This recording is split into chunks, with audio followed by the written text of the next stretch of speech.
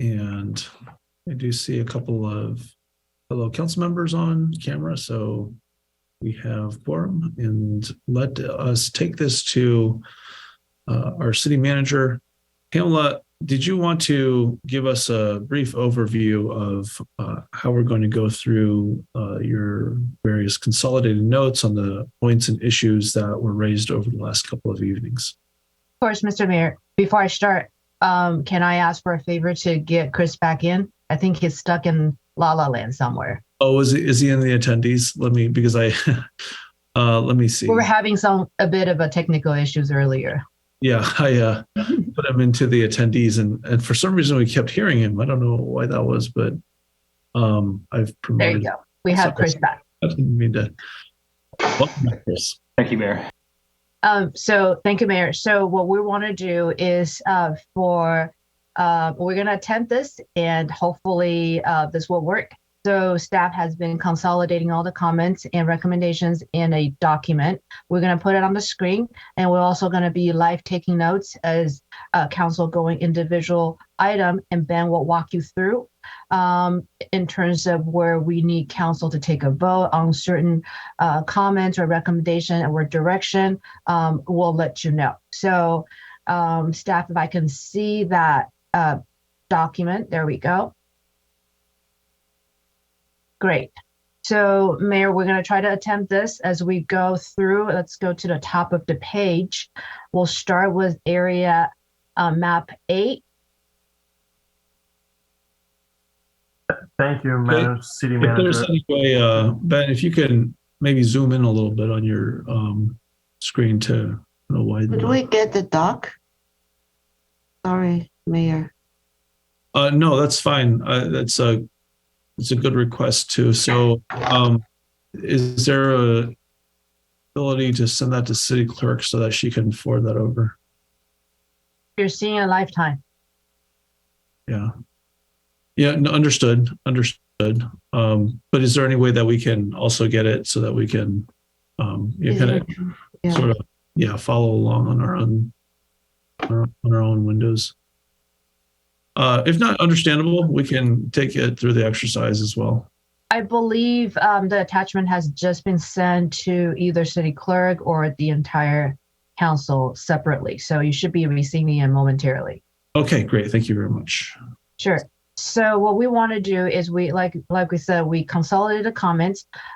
We try to summarize the questions, the comments, recommendation in a fashion that's more comprehensible. So it's not verbatim minutes, but we also put the council member's last name in the parenthesis to recognize, where the recommendation and comments are coming from.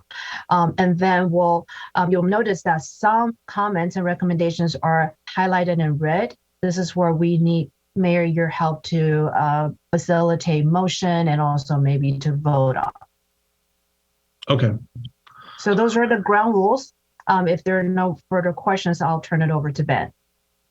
Yes, let's scroll up a little bit. Thank you, Madam City Manager, Mr. Mayor, City Council. So we'll go through one map at a time. Like Madam City Manager mentioned, this is a generalization of comments I've received and very brief staff clarification or response. So start on map A, the North Velco Park, and we'll tend to edit and add comments as you speak. So we'll see how that goes.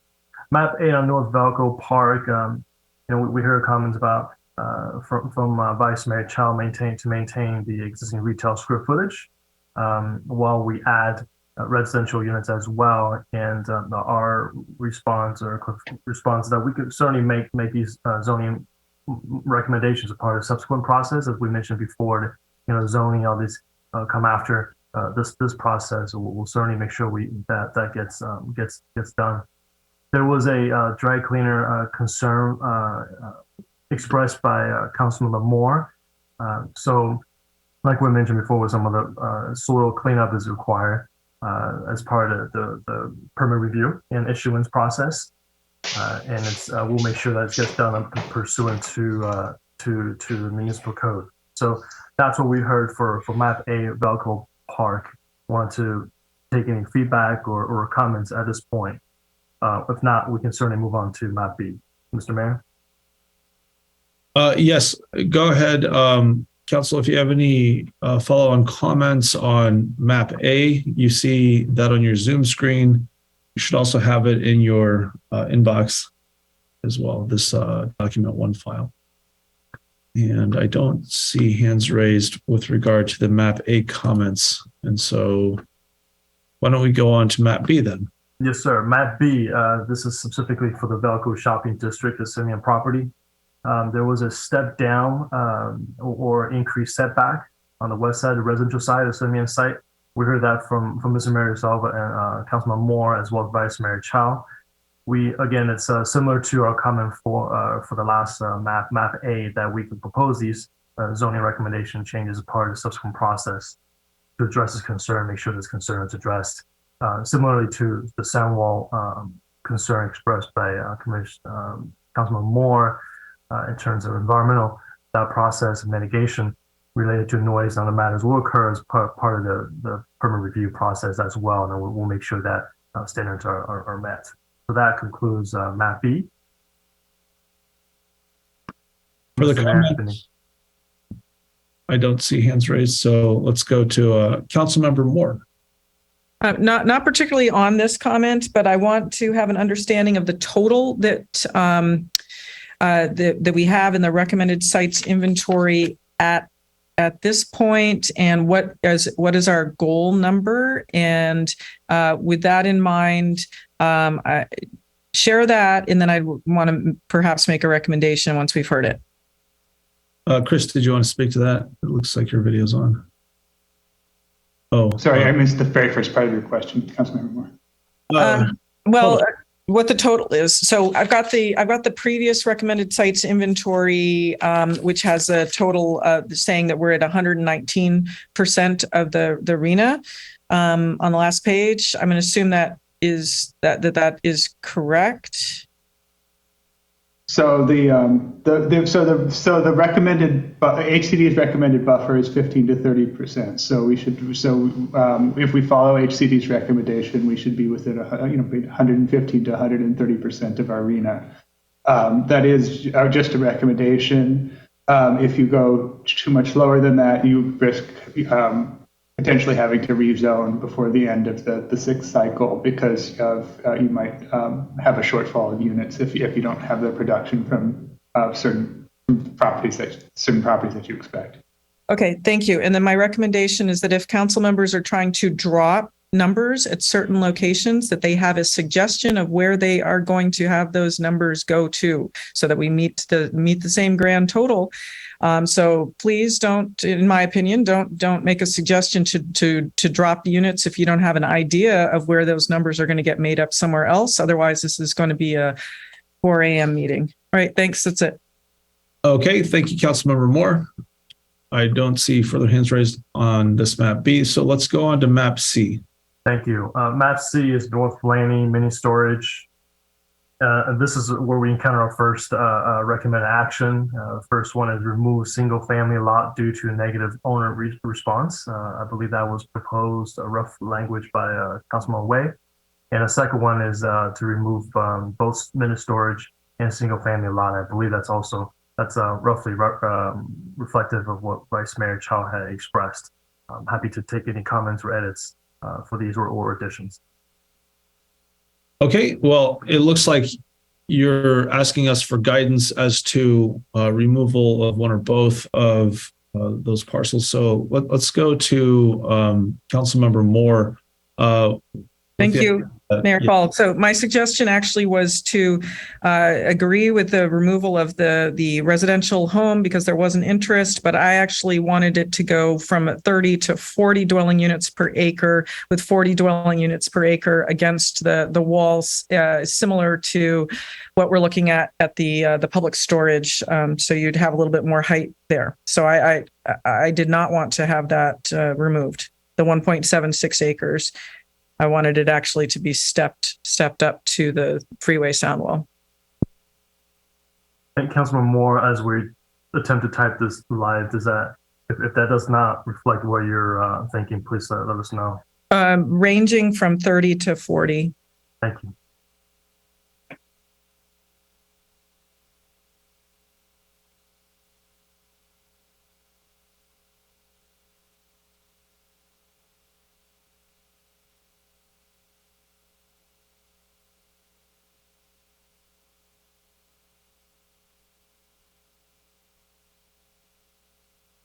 How would you conduct the calculation there, staff, with regard to the recalculated number of units this would generate potentially? 35. You need to unmute. I think. Can you not hear me, sir? We could hear you at the very end. There Oh, was sorry. I was suggesting maybe we do a 35 dwelling into the acre average, but then when we set the densities in the, however we set the densities, there would be half and half or something like that. Okay, I think that's fairly reasonable. Okay. Let's check in with our other council members as to what's supported. I guess we have council members Wei and Vice Mayor Chow and Councilmember Moore. Let me check in with Councilmember Willie. John, do you have a particular leaning among these options here? I'm fine with what we've got. They fall within my window, so I'm fine.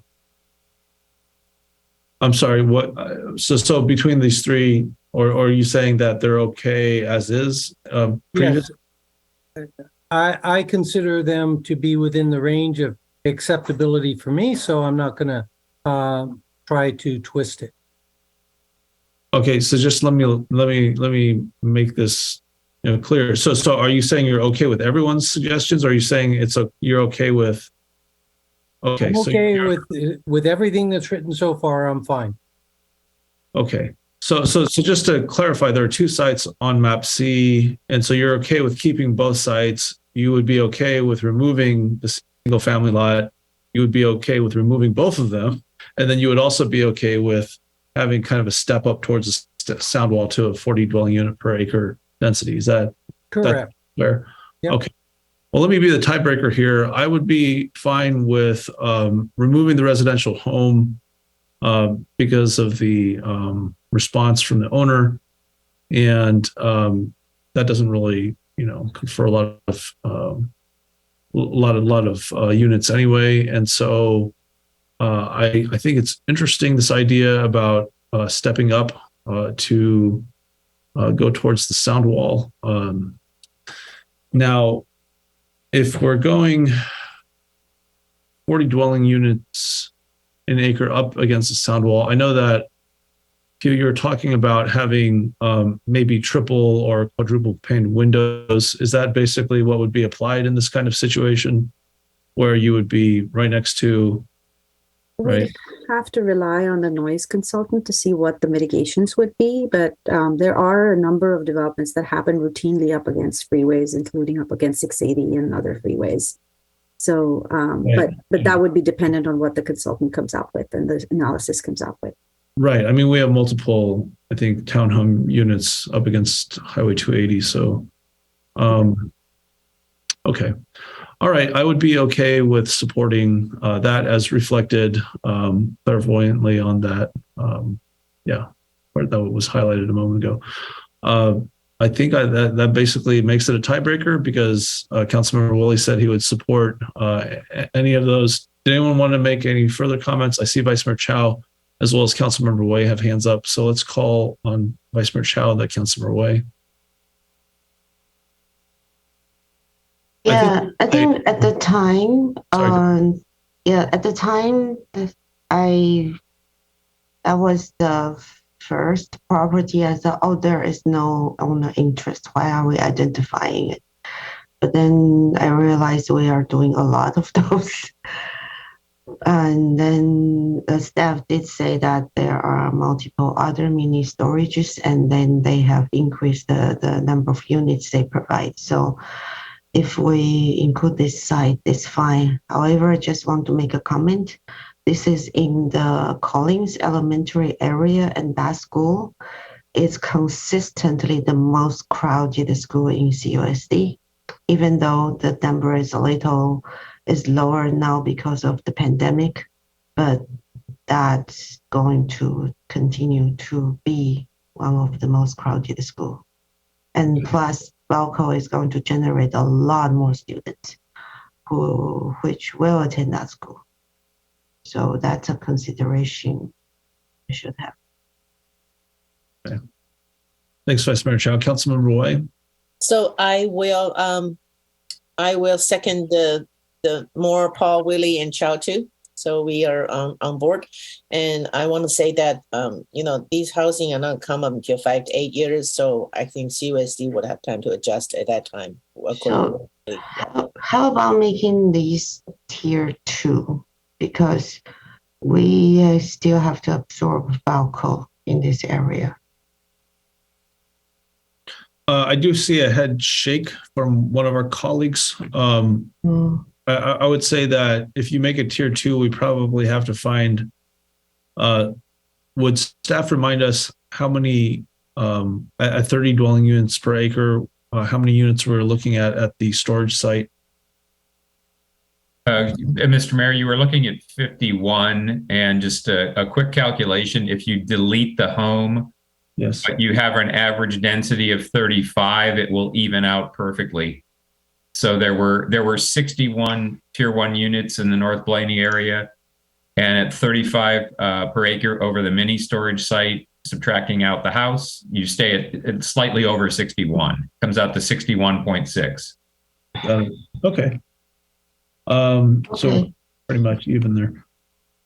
Okay, so it sounds like we have consensus at this last proposal. Remove the single family lot and essentially make it an average of 35 dwelling units per acre for the storage site. Let's go on to South Blaney on map D, please. Mayor. Go ahead, Vice Mayor.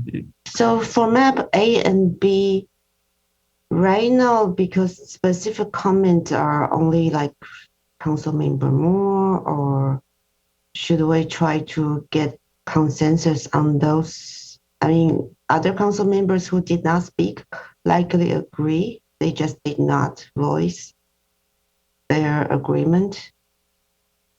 Because if we don't do it now, it's going to be only one council member said that they moved. So the comments on map A and B are outside of what's agendized this evening. So I think they're not subject to action. That's why they're not. Shouldn't we still take this chance to get everyone's opinion? No, it's not on the agenda, so it's not appropriate.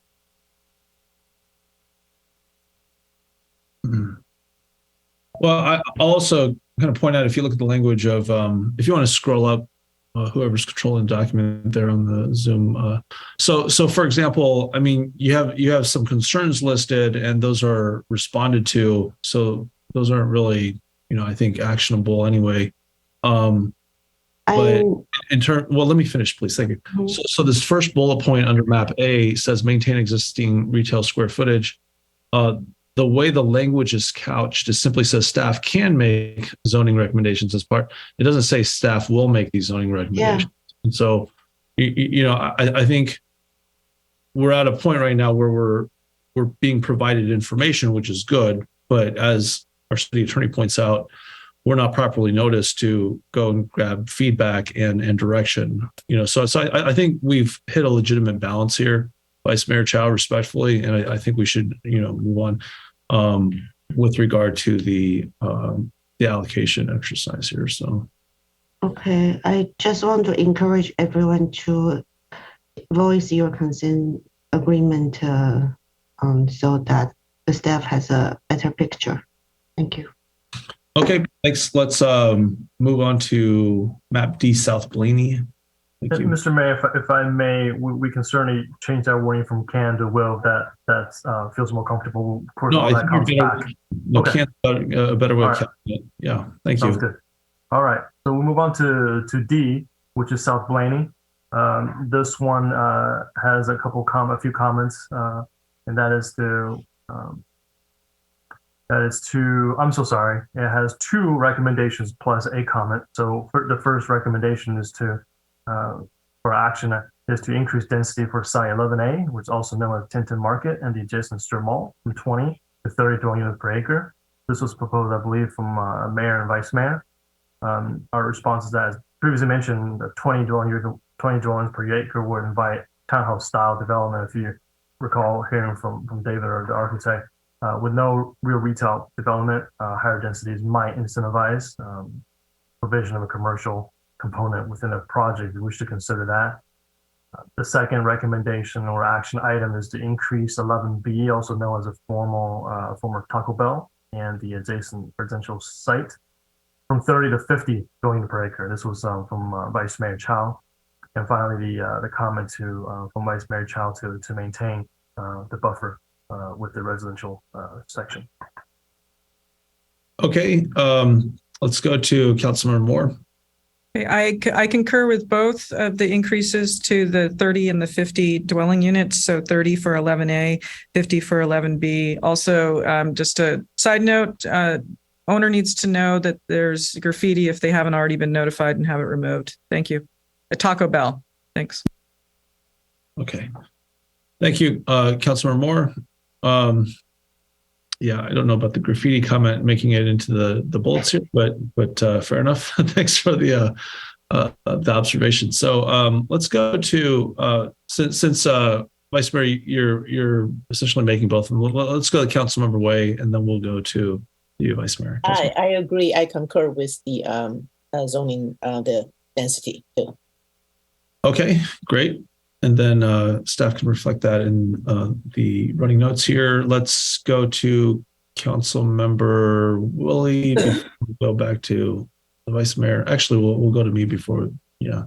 So Councilmember Willie. Yeah, both of these areas don't have existing structures that are that high. I'd like to, okay, increase it from what we've got, but I would say let's split it. Rather than going 20 to 30, okay, 25, 30 to 50, I'd say, 35, maybe 40. I'm probably a minority, but at least I'll make that comment. Okay, fair enough. And let's give staff a moment to reflect that.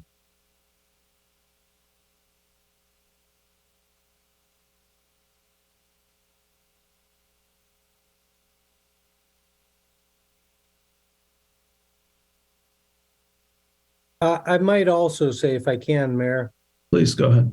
Realize that this is going to be increased with the state density bonus, or, we're putting out these numbers, but in some regards, they're meaningless because the developers are going to take the density increases. Mr. Mayor, if I may, I'm sorry. Please, go ahead. Can I make a quick clarification with Councilman Willie? Did I hear you say for 11B 35 or was it 40? Just want to clarify, make sure we reflect it correctly. For 11B. I'd prefer 35, but okay. If we really draw it down the middle, it'd be 40.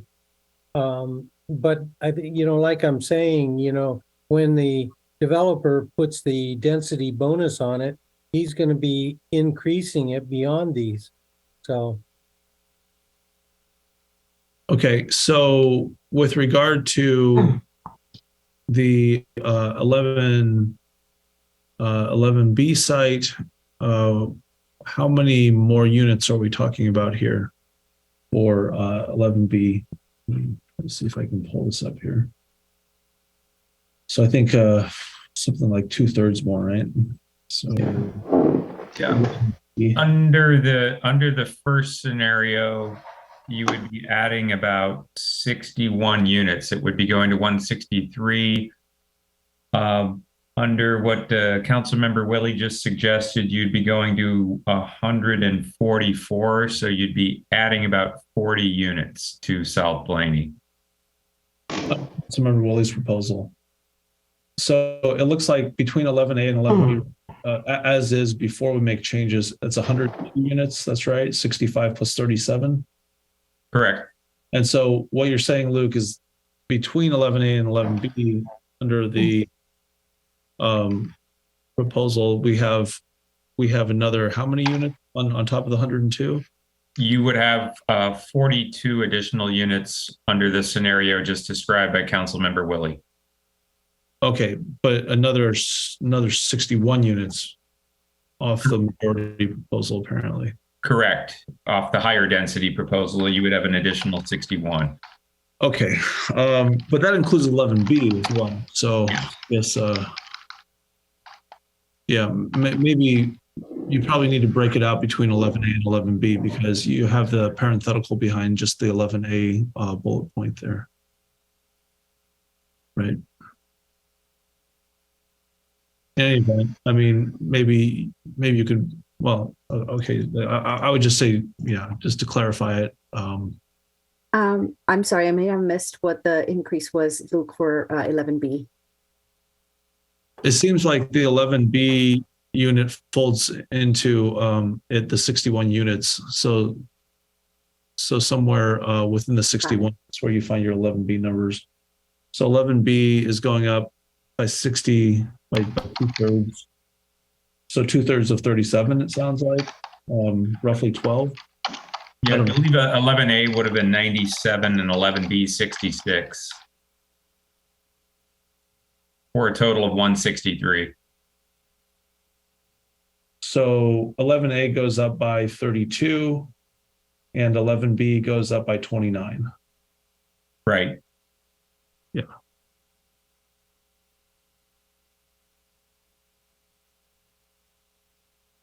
Okay, you can go ahead and add my name to 11B as well.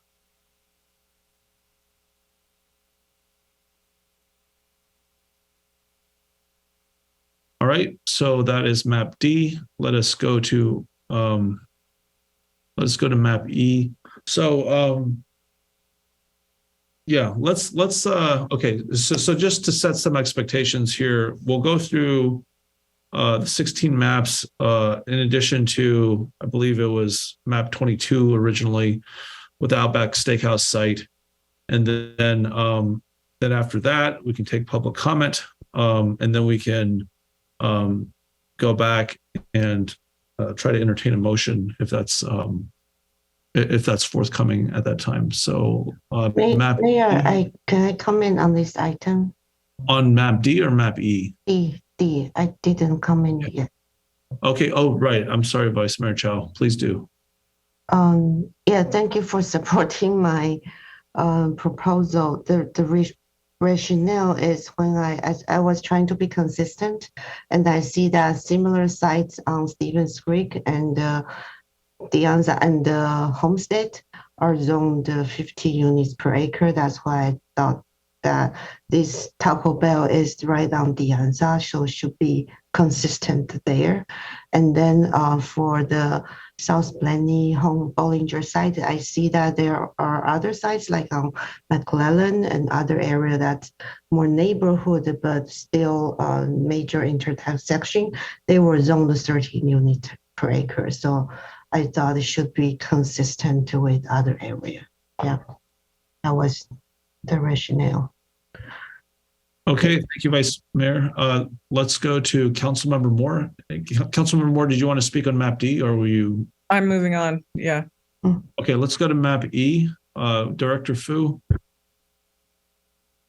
Thank you, Mr. Mayor. Map E, we have a few recommended action here. Number one, remove sites 18A, which is the United Furniture site, also known as, and also 18B is a gas station from the inventory. That is proposed by Vice Mayor Chow. Vice Mayor Chow also has a second recommended action to move tier 2 off the sites 18C and D to tier 1. And we have a third recommended action to upgrade site 18C and site 18D to tier 1 to tier 2. That was similar to Vice Mayor Chow's recommendation, but coming from Councilman Moore. And finally, we have one from Councilman Willie to remove the Heart of the City East altogether until the Bub Road area is considered. We just have a brief comment on that one. It's just the elimination of sites from inventory, just a caution. We, of course, have to think about adequate replacement, as I think Councilman Moore had mentioned before we started this exercise, to make sure that we have the appropriate level of realistic capacity for these sites. So with that, I'll hand it back to you, Mr. Mayor. Okay. Not to jump around too much, Director Fu, but in the parcels that you will be bringing forth to us for map 22, has a calculation been done as to number of units based upon a projected or proposed set of densities?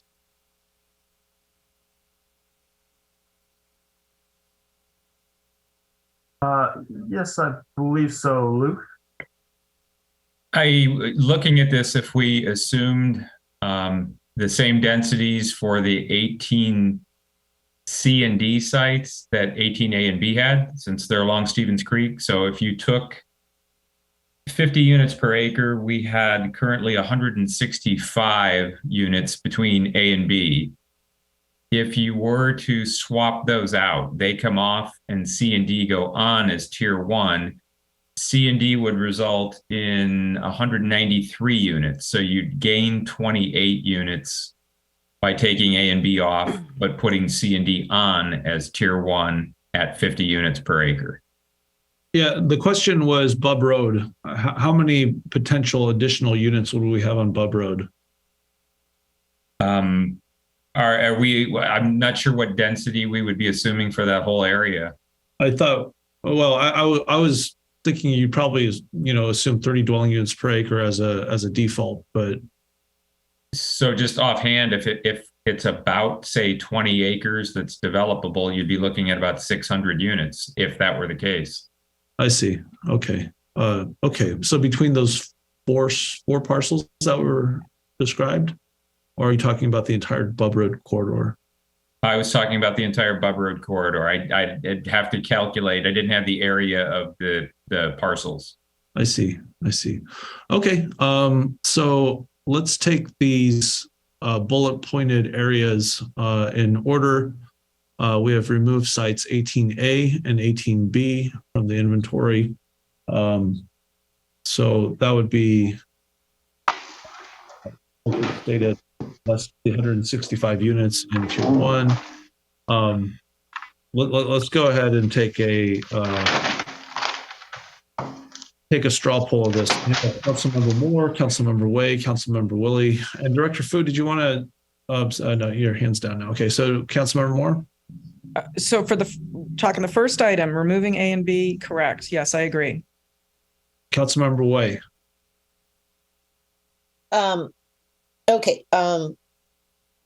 A has owner interest, so I am very concerned that we're removing something with owner interest. And also, it is right across from the rice, and the rice has a lot of commercial. I do think developing residential right to compensate for the workforce that's going to come into the rice would be a good policy. So I know number 18A, 18C, 18D all have owner interest. My recommendation is to keep them on, but remove B for sure. That doesn't have owner interest as a gas station.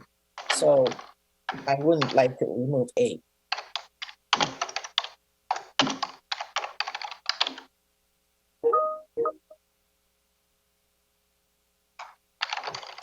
Okay, and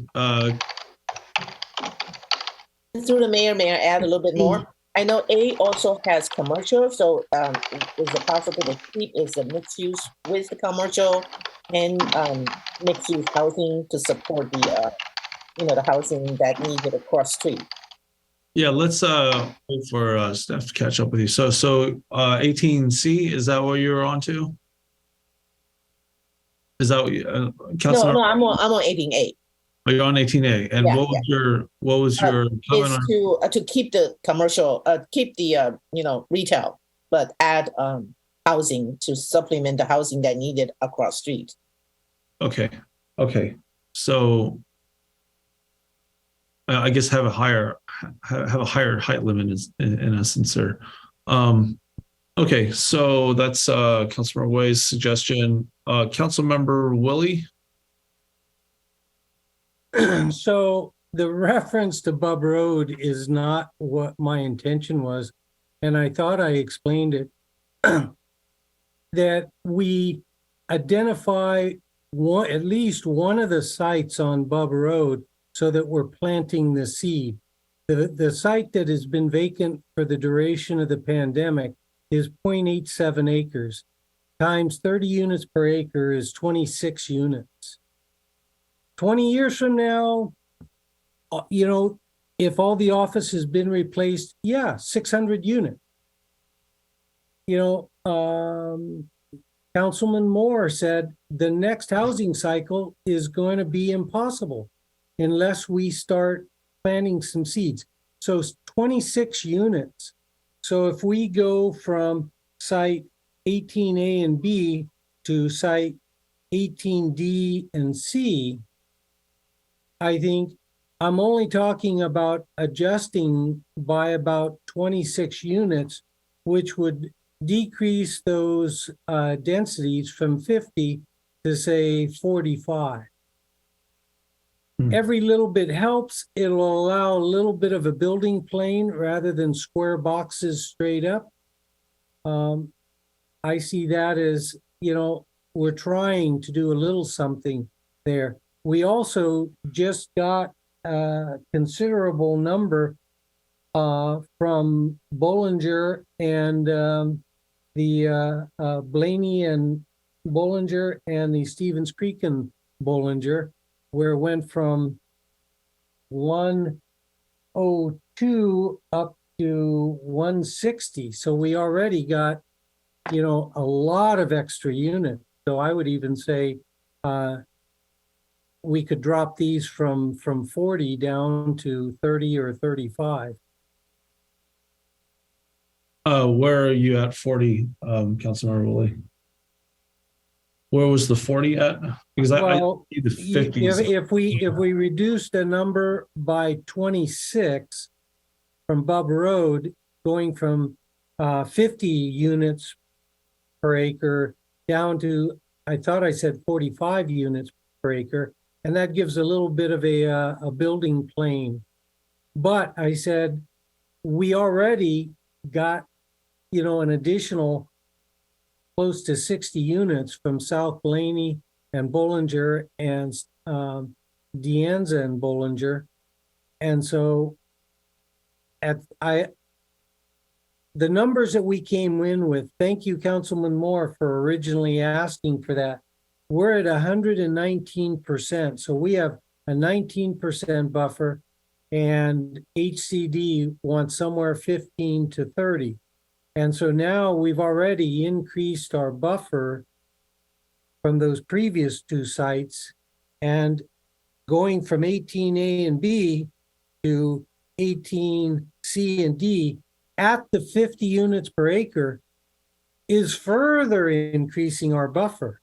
And when we talk about trying to plant the seed at Bub Road, it's going to further increase. And so maybe we come back at the tail end and readjust down to what we feel is a comfortable buffer.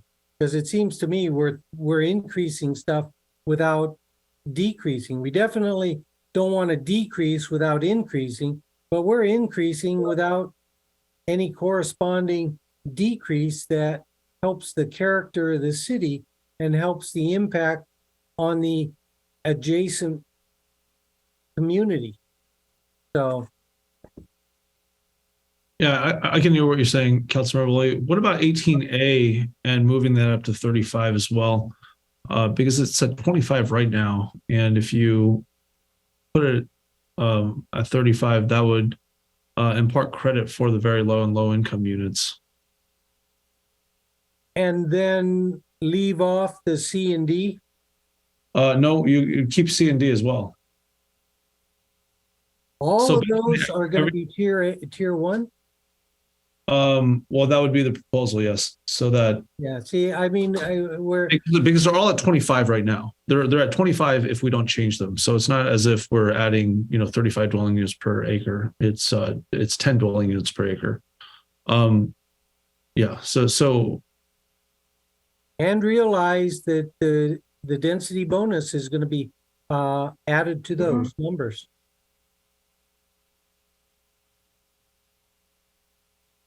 Right, understood. I mean, I suppose you could say 30 dwelling units as well, but Well, let's go to Councilmember Moore, Vice Mayor Chow. Director Fu, you have your hand raised. Did you want to make a comment here? Yes, Mr. Mayor, I don't want to muddy the discussion here, but I recall when we're talking about Bub, there were 3 properties north of the Caltrain site. And so this comment here from Councilmember Willie reflects just one of those. So just want to throw it out there. So if you incorporate all 3 sites, depending on what density you're looking at, you could be adding maybe a little bit more units to the tier 2 sites. When you say all 3 sites, where are you referring to Bub? Yes, I'm sorry. Yes, I'm referring to Bub, to this comment on the bottom here, Plant C for housing and Bub Road, adding a vacant office building. So that reference 1 address. I think there's 2 additional ones if Councilman Willie wishes to add those as well. I think 10100 Bub was distinct from the 3 that were north of the Caltrans Corporation yard, if I'm understanding that correctly. It's one of it's the first property north of the corporation yard. It's one of the 3. Okay, Yeah. so what was the 4th one that you had mentioned, Chris? I think it was further south. Is that right? If there was a 4th property that was mentioned, I don't think I caught it in my notes. If there's another property that council wants to address, we can obviously do that.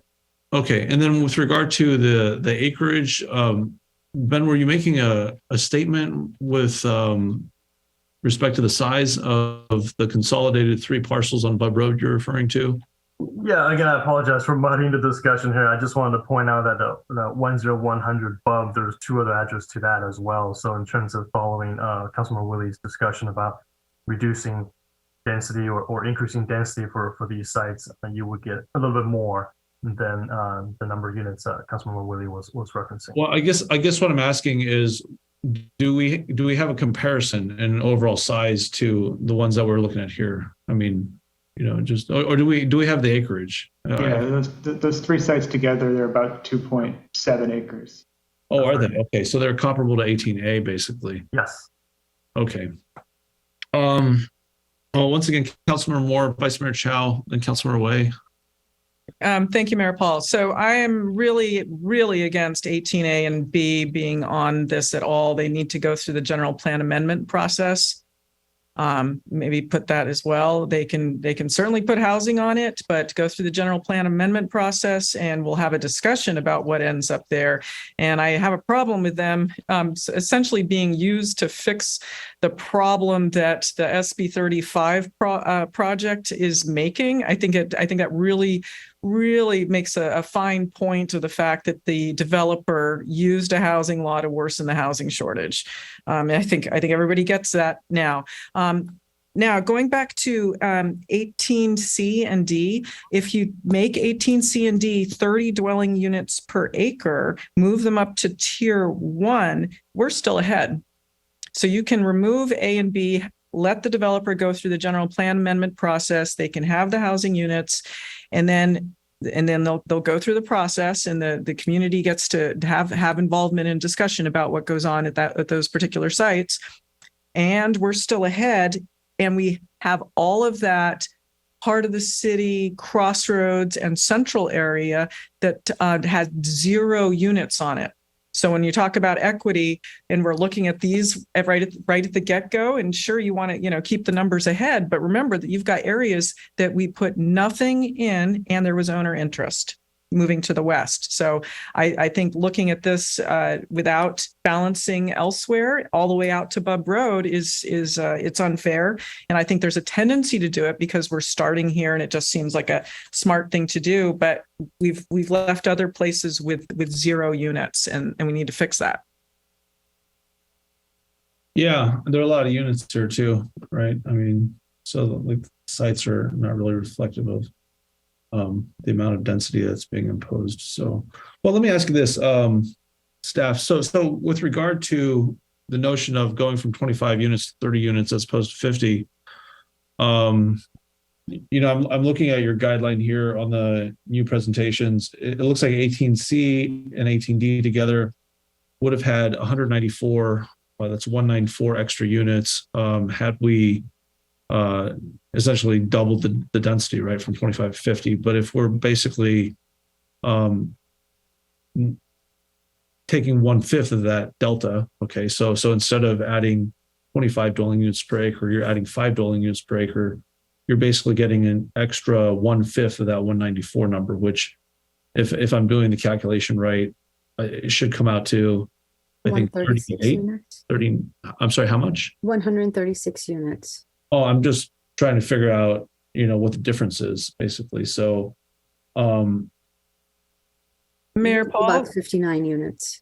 about 15. Are you sure about that? I think 134. I would suggest you, or maybe I should redo my calculation, because I think it's so Pew, when it says 2.67 acres and 134 units, is that 2.67 multiplied by 50? Or is it 2.67? Well, it wouldn't be, would it? It would be 2 points. Yeah. Are you talking about Bub, or are you talking about? I'm looking at the heart of the city East Special Area, map E. So it looks like you're providing total new units. And so, yeah, it looks like you're providing total new units, but I'm getting a little bit thrown off by the math here. So it says that 18A is 2.72 acres, and there are 133 units. And that should be, I think that should be 2.72 times 50. Okay, so you have a column at the very right that says total new units. And so that and I think that total new units includes the original 25 dwelling units per acre. So we're Because there are no units on the site right now, it includes the total. okay. So we're claiming credit for all of that, basically. Correct. Okay, so why wouldn't we claim credit for half of that if we do nothing? We could, if it's identified as one of the inventory sites. If we didn't want to change the density, we could just look at the density at 25 dwelling units per acre, which is townhome development, and will probably not yield much commercial development in addition to it. And it's zoned for that right now, right? Correct. Okay. Except that there is heart of the city requirements, but there are ways. Whoops, you did blip out. Sorry, so but there are heart of the city requirements, but they're not very. There's ways to get around that. There's waivers and other things. Okay, got it. So we should be able to get credit for these units if we don't, right? If we don't, I would still, I would still want to get to the 30 threshold for whatever, kind of consensus we can reach, or at least majority we can reach for any of the sites. It seems like 18C and 18D have some support to get up to 30 dwelling units per acre. I would support that as a minimum threshold. If that's what we need to get to a majority, if not, unanimity on that notion. So I heard, I think it was Councilmember Moore, asking something, but we have hands raised from Vice Mayor Chow and Councilmember Wei. Vice Mayor Chow, did you want to weigh in on what we have in front of us here in red? Yeah, first, is any staff member keeping a spreadsheet with units and density change, so we can see a total, and that maybe the spreadsheet can be shared a little later. I think as we change site, we will need to know how many we gain, how many we lost. And then, yeah, thank you for clarifying that. I think we need to people really need to know the sites which are not added as housing element sites, they can still send a proposal today at the currently zoned density of 25 units plus density bonus on these sites.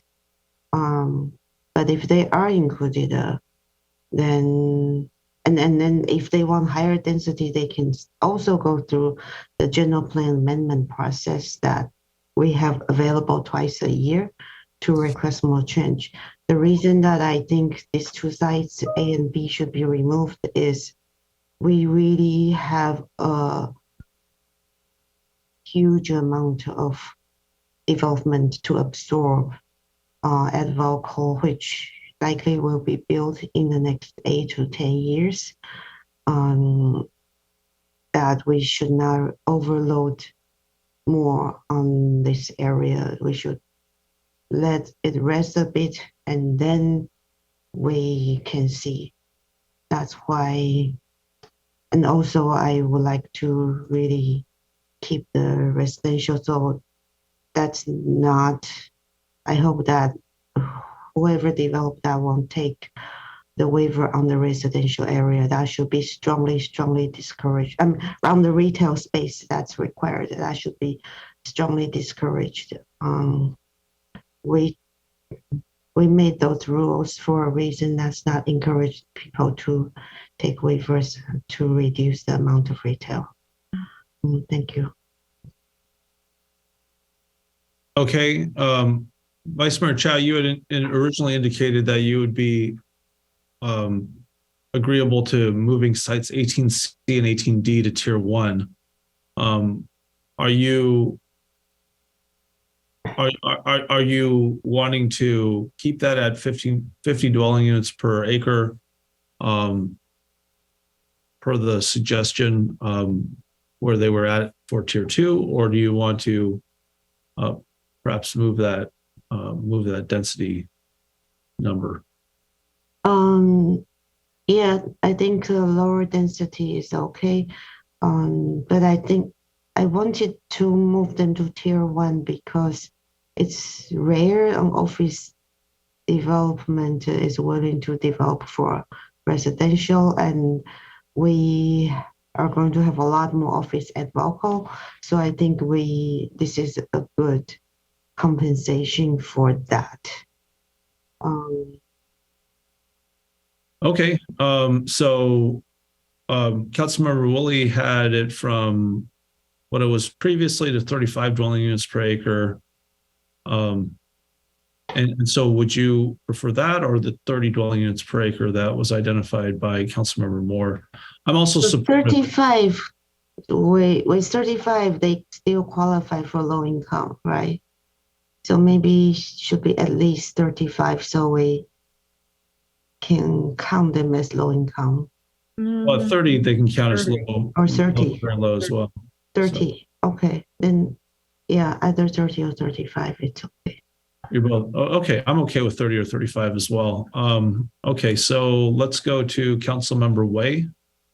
Okay, first, procedure-wise, I think we are doing this, but we can still come back and after we get the total and readjust it, right? Is that, okay. So, and I am okay with having B and C as Tier 1 and having 18A as Tier 2, because there is only interest in keep it as, don't remove it because we can get it a environmental report on it. It doesn't have to be done, but it's good to keep it there as 18A as a Tier 2. And to be consistent, as Vice Mayor says, this is on a heart of the city major street.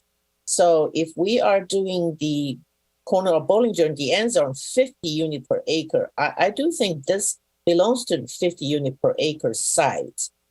Keep in mind that whatever decision we make, and if it does being built, it's going to be last 50, 80 years. So it'll be very hard to add units to it if necessary. So to be consistent, I like to ask if my Vice Mayor Chow believes that if this will be consistent, it should stay at 50 per acre because this is the heart of the city. So, but I'm okay with being flexible, just a question. So I'm okay with the proposed moving C and D to Tier 1, but I would suggest we keep 18A as Tier 2 so we get an environmental report with it. Okay, we'll go to Councilmember Moore after this. Councilmember Moore and then Vice Mayor Chow, then Councilmember Woolley. Actually, we'll go to Councilmember Woolley before Vice Mayor Chow since, yeah. Yeah, I'm completely opposed to the 50. Valco is a little just under 48 dwelling units per acre, and this part of town has just had everything happen to it. Between the Apple headquarters, we haven't ever experienced the entire headquarters being occupied because the pandemic happened. We've never experienced all of that traffic. We're talking of putting in 2 million square feet of office. And the residential component and the retail component, it's completely unfair. So we're talking about equity and what's being proposed to go even higher in this particular area. It's offensive. So no. And we have other sites to the west have owner interest, and we can move the density over to other parts of the community and be fair. Okay, Councilmember Willie. I echo Councilman Moore. I mean, trying to bring Bub Road into a housing corridor and being reserved and saying 30 units. But if there is a push to make the starting point 50 units, and then the developer adds the density bonus on top, then I think we need to do the same thing to Bub Road. 50 units rather than 30, and let the developer add the density bonus, and he's going to get more excited and faster. We need to be fair and equitable across the city. So, and it's not fair and equitable, but I'm trying to ease into it. But when I hear numbers like this, well, okay, let's pull out the stops and go that way. Fair's fair. Okay, thank you, Councilmember Willie. Let's go to Vice Mayor Chow. Oh, yeah. So responding to Councilmember Wei, yeah, I was trying to be consistent. However, therefore, if Valco doesn't build to that density, extremely high density it's doing now, definitely these two sides should be 50 units, so it's consistent. But this area is very different. Therefore, we need to balance that out. That's why actually at the time I commented, when we gave one particular property owner a lot of stuff, is actually taking away from other people. So these property owners, if they want to blame anyone, blame Valco for taking away the allocation they should have deserved. Unfortunately, that happened. And also, I don't think we are trying to move density to any place.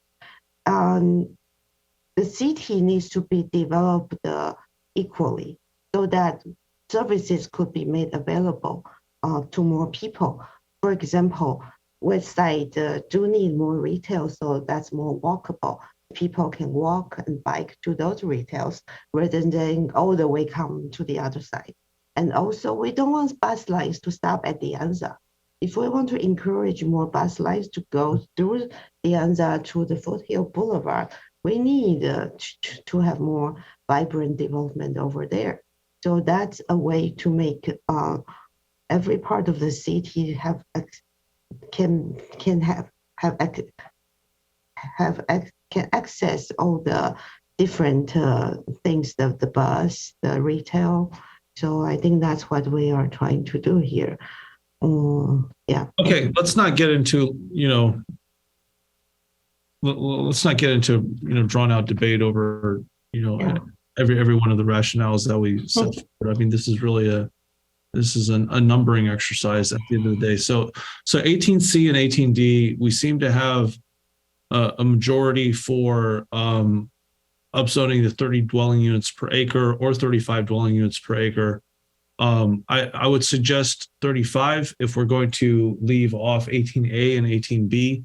At 35, we basically get to where we were at 18A. If you consolidate 18C and 18D, a few units more, and then we basically lose the number of units from 18B, which is only 32 units. So I think we are essentially still, ahead, so to speak, for the exercise. So are we okay with that? having 18C and 18D at 35 dwelling units per acre. I see a head nod. Is that okay? All right, and a thumbs up. All right, so let's proceed with that. I'll go ahead and say I'm agreeable to removing 18A and 18B. Although I will make a note, 18A, I think, because it's already at 25 dwelling units per acre, at a minimum, we should be trying to claim that because that's what we already have a zone for. I mean, just in my mind. But if it's, you know, just something to think about. I think if you know, we need more of the units through this. Okay, having no further hands raised on this one, let's go on to map F. And I might suggest whoever's controlling the document, if you want to go to view and go to, I think, web view or something like that, web layout. That might kind of help. And then maybe zoom in to like, let's say 130%. Yeah. Okay. Map, is it F that we're on? Heart of the City Central? F, Mr. Mayor. Okay. So sorry, go ahead. Sorry, are you ready for F? Yes, please. Okay, thank you, sir. So map F, similar comment to map E from Councilmember Willie, to consider Bub ahead of the HOC Central. And I think Council has done an excellent job here tonight, balancing all the units, so you can disregard the staff comment here with this particular item, but that was a comment made by Councilmember Willie. Okay, so that was the map with 3 tier 2 sites. I don't see hands raised for commentary. Let's go on to map G. Map G, that's the Heart of the City. Councilmember Moore, you're raising, are you anticipating map G, or did you want to speak on map F? This is the central special area. It looks like it's bounded. Yeah, this was something I did want us to talk about. Yeah, Heart of the City Central. It's essentially Hands Boulevard and I guess Portal. Right, and there was owner interest at 16B and 16C. I don't agree with the future density at 50, but I am curious about 16B and C at a 30 density. See if anyone is there any support for that in moving it to tier 1. There's owner interest. I thought, was there owner interest yesterday when we saw this? Yes. 16B, isn't that the old Coconut Cafe and now it's a breakfast place? Correct. Okay. And I'm assuming it's a new lease. And 16C is the Sunshine. I don't know. It's the sun design. Sun design. There we are. Yeah. Right. I mean, you could, or just do 16C. It's pretty decent size. But just I want to see if there's any support. There might not be, but I would support a 30 certainly, because it does give us more of the units at the presumptively very low and low income levels. So Mayor, at both or just one? That would be, if there's owner interest at both, then yeah, that would be fine. I would even support it at 25 dwelling units per acre, but of course we don't get the benefit of those presumptions. So through the mayor, I would support it too. Okay, so Councilmember Roy would support. So this is for 30 dwelling units per acre. Vice Mayor Chow, you have your hand raised. Yeah, I would support 16C. 16B is an existing commercial site. Yeah, I'm trying to think of the name of that. Yeah, it's the Coconut. Now they have another new one. Maple, Sweet Maple. Yes, thank you. Yeah. So okay. So you would support 16C, but not necessarily 16B. It sounds like, Vice Mayor. Yeah, I'm thinking. So I think the The site that's right next to them, it's already developed. What's it? Biltmore, right? Yeah, What's their density? I don't know Biltmore's density. But also it's surrounded by some more retail. It's not just Yeah, they were able to put single-story retail in front of their apartment. Right. So what's the density?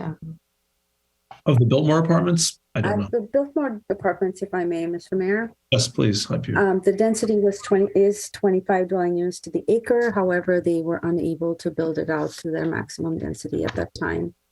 Okay. Okay. So it's something less than 25 dwelling units an acre. And so they didn't need a general plan amendment to build lower than? No, these are minimum densities that we're looking at. In that case, the 25 dwelling units to the acre is a maximum density.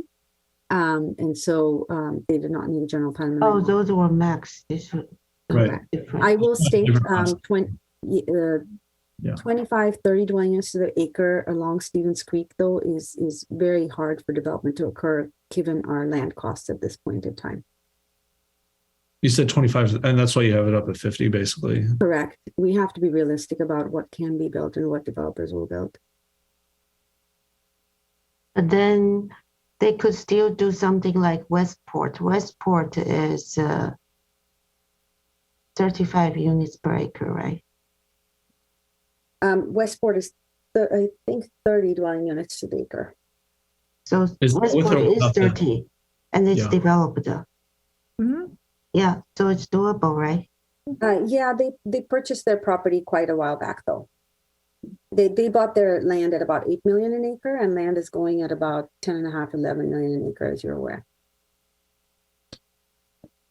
I don't know, through the mayor, I don't know when these properties traded hands last. Yeah, I think it's been a while. That's fair. Okay, let's go. And was that your comment, Councilmember Moore? So where we're at right now is that we do have 3 for Site B, 16B and 16C at 30 dwelling units per acre. So Pew, was the 30 dwelling units per acre at Westport before or after the density? I think that was before the density bonus. Before the density bonus, correct. But that wasn't taken to its maximum. Yeah. It was taken to the maximum density. But they did not take their maximum bonus units. That's right. That's what I meant. Yeah, they didn't take all of their units. So, okay. Okay, so it seems like we do have a majority here. Let's go to Councilmember Willie, just to round it out in terms of, where we're at on the on this item in red. Councilmember Willie, are you there? Yeah, I'm fine with what's been put forth. Okay, at 30 dwelling units per acre. Okay, and there is a suggestion to perhaps try to move to 35, for instance, but let's try 30. Pamela, your hand is up, City Manager. Yes, Mr. Mayor, thank you very much. Just, I love the conversation. I love the energy. Just do a quick time check. So we're about page 1 of the 3. And I was reminded by planning staff as we're kind of fluffing the numbers up and down, we will need another recess to kind of calculate and bring back the council as Vice Mayor requested where we are tonight with the consolidation and the removal and the adding. So again, look, I hate to pause you, but I just want to do a time check. Right, I got it. I think we all got it. You're basically telling us to hurry up. So let's you can go ahead and add Willie to this site 16B and C. And so with site 16B, it sounded like Vice Mayor Chow is fine with it. And I'm sorry, site 16C, Vice Mayor Chow is fine with it. 16B, we'll just say we have 4 votes for C and I'm sorry, 5 votes for C and 4 votes for B. Okay, so I do see hands still raised from the Vice Mayor, from Councilmember Way, and from Councilmember Moore. And so Councilmember Way and then Vice Mayor Chow. Okay, just a very quick comment. I am okay with, but I just want to say that small lots for retail or restaurant is very hard to survive. So I do think it's okay to have 16, which one that Vice Mayor Chow does now, that 16B included. That is the reason why the restaurant kept on changing hands. I don't think it's easy to survive with a long restaurants right there. So I do think we should include 16B. And I am very concerned we are lowering the density because just in case Hampton doesn't come through, continue to lower. And this is in the heart of city. This is right on Stevens Creek Boulevard. So I would be more comfortable with a 35 or 40 unit per acre because it is on a major street. So that is just my recommendation. But I'm okay with as it proposed, but I would really prefer it added to 35 or even 40. What are the unit costs these days? Are we at what, 400, 500, 600? Does anyone know that? I mean, I would defer to David Massington on that. Yeah. Hey, David, what are we looking at here? So it's like per unit construction costs. Yes, thank you. If you're doing an affordable unit, you're probably about $450,000, $500,000, and if you get into a market rate unit, depending on the finishes, you can get up to $600,000-$750,000 a unit. Okay. So even at land costs of 10, 11, I guess you're cutting a pretty thin margin there. Of course, then you have the density bonus that you have to. Okay. All right. So let's go ahead and if there are no further hands, Vice Mayor, and again, with the notion that we're trying to get through the maps. Did you have a follow-on comment briefly? Yeah, first, Coconut Cafe is right next to a string of other retail. It's now isolated, and there are retail across the street too. So, and then I would like to get more information from. I think a lot of times staff tell us this cannot be done. This 30 units per acre cannot be built. I would like more data to support this kind of plan because what we know is Westport, right after we approved it, they sold it to other developers, which means even if they bought it a long time, the other people bought it at today's price, still think it's profitable at the density we zoned for, the 30 units per acre or 25. So a lot of these assumptions we are using to make this decision, I would like to get more data to show me that this is true because maybe this is one example, maybe I don't know. It's just, Okay. I find we are being given certain things without actual proof that they are true. But Okay, let's move on, Vice Mayor Chow, on because we're not taking the higher dwelling unit per acre density here, and so I think your points have been made and the votes are reflected. So let's move on to map G. That's the Crossroads, heart of the city. Thank you, Mr. Mayor. Yes, map G, heart of the city Crossroads. We have 4 recommended actions here. First one is to add sites 15, C and E, and G to inventory to tier 1, and then remove the remaining. And I believe this was from Councilmember Moore. I apologize if I'm paraphrasing too much, Councilmember Moore. And then the next one is moving sites 15A, B, and C to tier 1. This is Vice Mayor Chow. Just a side note about the property, 15C serving as parking lot. Third potential action item is to remove site 15D, site 15E and F, and 15G from tier 2 to preserve, for the preserve retail. And there's also from Vice Mayor Chow. Finally, we have the increased density to greater than 35 dwelling unit per acre for site P5, which is Marina Fruits site. And this is Councilmember Wei. With that, I'll hand it back to you, Mr. Mayor. Okay, thanks very much. So let's go to Vice Mayor Chow and then Councilmember Moore. No, just one more thing. Kenyan Crossing also was built recently and it's lower density and it was workable. Okay. Councilmember Moore? So I'd kind of like to change my thinking on this. I'd still like to go with 15A, 15B, and 15C, and have those all at 30 dwelling units per acre. And that's these had 0 units before this whole area. There were 0 units coming out of this whole map area. So go with those 3 because you have owner interest from A and B. There isn't owner interest from 15C, but I think it's try to get the what's on it. That is the commercial offices, shopping plaza, in 15C. I'm not sure which one it actually is on the end. If someone Fontana is there I think it might be. It says Fontana's multiple times on this.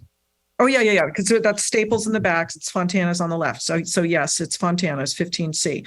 So 30 dwelling units per acre. P5 is going through. It's already a pipeline project. So I would just stick with those 3 personally. And then if we could get a calculation on how much we would get. But recalling that it was completely 0 for this whole section. Yeah, okay, let's go to Councilmember Wei. But before we go to Hung, I would be okay with 15A and 15B at 30 dwelling units per acre. I was listening very closely and intently for your reasons for 15C, but I'm not sure how that would differentiate it from all the rest of these crossroads sites. Mayor Paul, it's really because I believe it's been vacant ever since the restaurant closed and they haven't found anything. So it's just a sales site.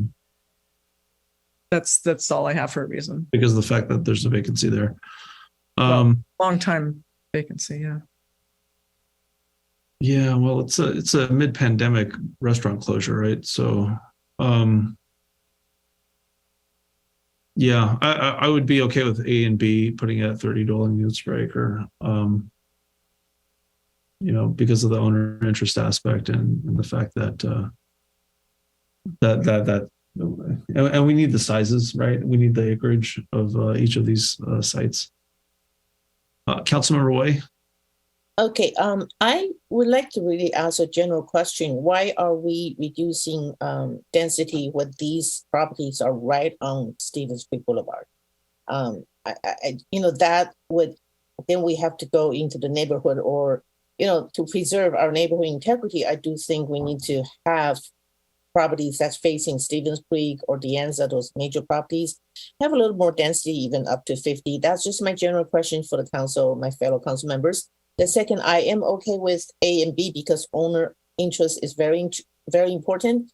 As to Fontana's, it was one of my favorite restaurants, but I didn't go very often. It really is not working. And so I am okay with adding that too. At least have a general plan, have an environmental impact report and give the owner an option to develop it. Okay, thank you, Councilor Wei.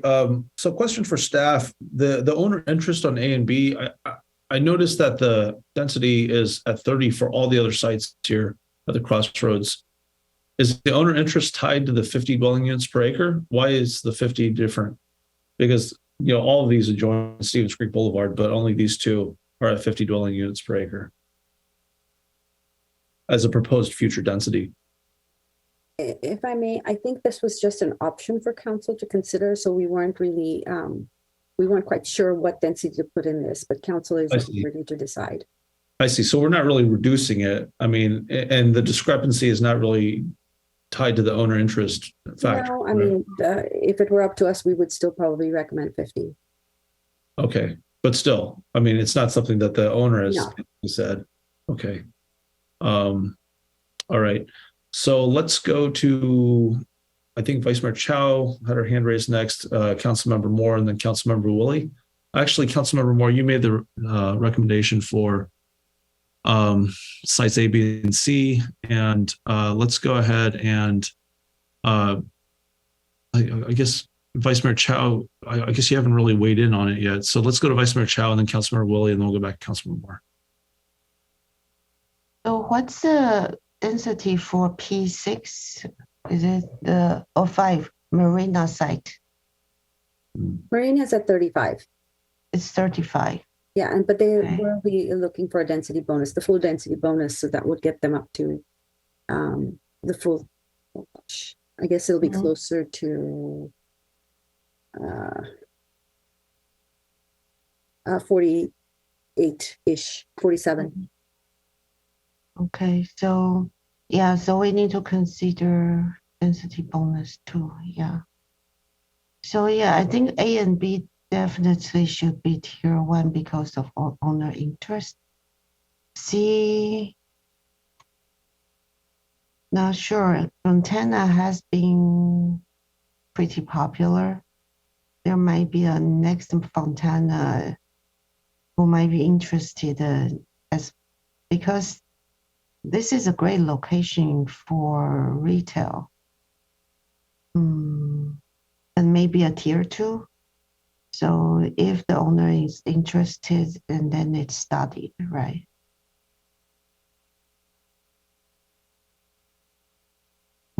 Yeah, okay, that's all. But yeah, I think, like I said earlier, the rest of the site, because they are very vibrant retail right now, and Cupertino doesn't have a really need to retain those, so they should not be added this time. Okay, yeah, I mean, kind of thinking about the fact that we've tied a 45-foot height restriction to the 30 dwelling unit per acre density, and it gets me thinking that a site like Fontana's could potentially put retail on the bottom of the mixed use development with some housing on top. So, Councilmember Woolley, we haven't heard you weigh in on Map G yet. Yeah, these, as I understand it, are all tier 2, and we're moving them to tier 1. We're increasing our total units without adjusting down anywhere else. Wow. Then, at 30 units, like you said, is 45 feet. As I was hearing from Pew, 30 units with the density bonus then goes to 47. 50 units has a height of 65. When we start saying, gee whiz, let's go 50 units on these. Well, with the state density bonus at that ratio that Pew told us 30 goes to 47, then 50 goes to 78. The height on 50 is 65 feet. 78 units is going to be 85 feet. I mean, I hear us taking tier 2, moving it to tier 1, going from 30 up to 50, adding the state density bonus. If we had a deficiency across the board, I could understand us trying to get up further. But when we have our recommendation with a 19% density, 19% buffer, I just don't see this. If we're going to say, well, let's go ahead and let's add B and A, B, and C here, where's the conversation as to what we're going to bring back down? Let's go back down to the Valpo area where we were adding those tier 2s to take the place of the site A and B, and get those off, because we know, as Vice Mayor said, that area is going to be under a lot of pressure, and let it have some time to get built out, get the traffic to readjust, see where it is. But man, I think we're just overloading. When I first got on the city council before the pandemic, I was saying, hey, I'm getting emails from residents about the congestion. Well, we're still in the pandemic, but we're going to come out of the pandemic and we're saddling this. So again, these are tier 2 being moved to tier 1, being moved from 30 units to 50 units plus the density bonus. Wow. I have a tough time getting my head around that stuff. Yeah, John, I think this will help you get your head around it. So, and I'm not, I'm not trying to slip anything under the rug here. So, I think you have to keep it in perspective the fact that this is the pre-CEQA process, right? And so we would still have the ability to pick and choose what we put forward. And I would prefer that we overshoot. And the exercise you're talking about, can we go back to, the area across, Stevens Creek Boulevard from the Valco project? I'm forgetting the specific name of it. It's heart of the city, something or the other. But can we go back there and pull back, C and D that we had placed it over? I think the answer is yes. The answer is yes, we can. And we can do it after we study it. Because if we have more locations, we end up having more options. I don't think we go beyond the suggested buffer percentage, ultimately. And so, for me, I think if we have sites, and hearing that the Fontanas has been empty, and thinking about the fact that we might be able to, kind of activate some of it, and thinking about retail being activated, it's probably good to have some foot traffic, right? I mean, I'm not saying that these sites are all going to end up getting, populated. I don't think they will. We have, some definitive steric, what's the word for this? Limitations as to, how much, construction can really be made. But, understanding, what you're saying, I don't think we're in the process right now of selecting all these sites, and going and saying that these are going to be, all upzoned right now. It's something where we're asking staff to go forward with an evaluation that will allow us to pick and choose from various sites, 9, 10 months down the line. Okay, I still, I'm coming at it from the perspective of, tier 2 is going to get evaluated in the CEQA. No question about it, as I understand it. And so when I hear that we take something that's already going to be evaluated in the CEQA and we're moving it to tier 1, that's kind of a message to me that it's not just a CEQA evaluation exercise, because that would have been done anyway. It's the optics to me, which I think the residents will see, is that we're turning these things from orange to yellow, and that's going to be the likely final result when we put a staple on the package. Yeah. Okay. Fair enough. Let's do this. If they were. Okay. Instead of, kind of getting hampered down on this, then let's let's go through this exercise, do the recalculations, and then we can figure out what might have some give with regard to, what we put forward on tier ones. Councilmember Moore, then Vice Mayor Chow. Thank you, Mayor Paul. So I've kind of changed my mind on this. Right now, I'm willing to go with A and B on tier 1, 30 dwelling units per acre, and everything else off, not even tier 2. Okay, I'm fine with that. As I had stated before, Vice Mayor Chow, you have a comment here, and I think you were okay with that as well. Yeah, I'm okay with that. I would like to respond to Councilmember Willie.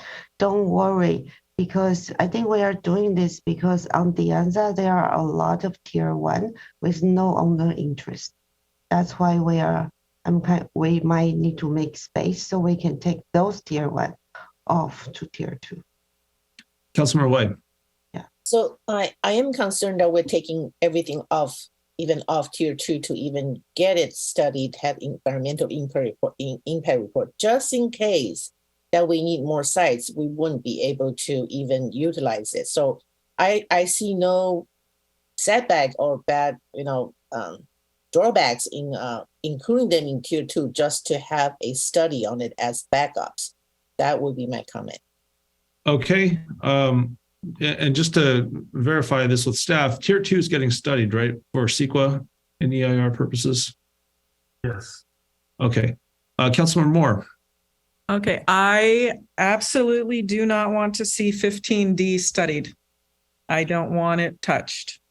So you want to take it off tier 2 altogether? And when I said that I only wanted, when I said that I've changed my thinking, I just want 15A and B on tier 1. I want all of the rest of it off of tier 2. That is a very, except for that Fontana's down on the end, it's a very active center in the city, and it's really one of the last ones that we've got. So I definitely don't want to see 15D looked at. Yeah. Okay, that's it. Thank you. So why not just keep 15C on tier 2 and then remove D, E, F, and G? 15C on tier 2, the Fontanas. Oh, you could keep it on tier 2, the Fontanas. Yeah, I'm curious about it. But yeah, don't the TJ Maxx and the Sprouts. So, we're going to be running out of grocery stores here shortly. Got to keep those. Okay, so that's actually a new proposal to move D, E, F, and G off the list altogether on tier 2. Okay, so we have two things that are, basically on the table right now. A and B, the tier 1 at 30 dwelling units per acre. I think we have a majority there. Councilmember Willie has expressed reticence about putting, anything in tier 1, and that's, accepted and understandable. We can, visit him again. But with regard to the other question of D, E, F, and G off the list altogether, I'm amenable to that. So we have 2, and let's go to our hands raised. Vice Mayor Chow, this is very straightforward. The question is, are you okay with removing D, E, F, and G from tier 2? With the understanding that was my original proposal, so I have thought it's that way all along. Okay, from the tier 2 okay, so that was yours. Okay, great. Yeah, originally I proposed to just remove them. Okay, but then good. I do want to consider 15A and B for 35 units per acre because that's comparable with Marina. So I wonder what people think about that.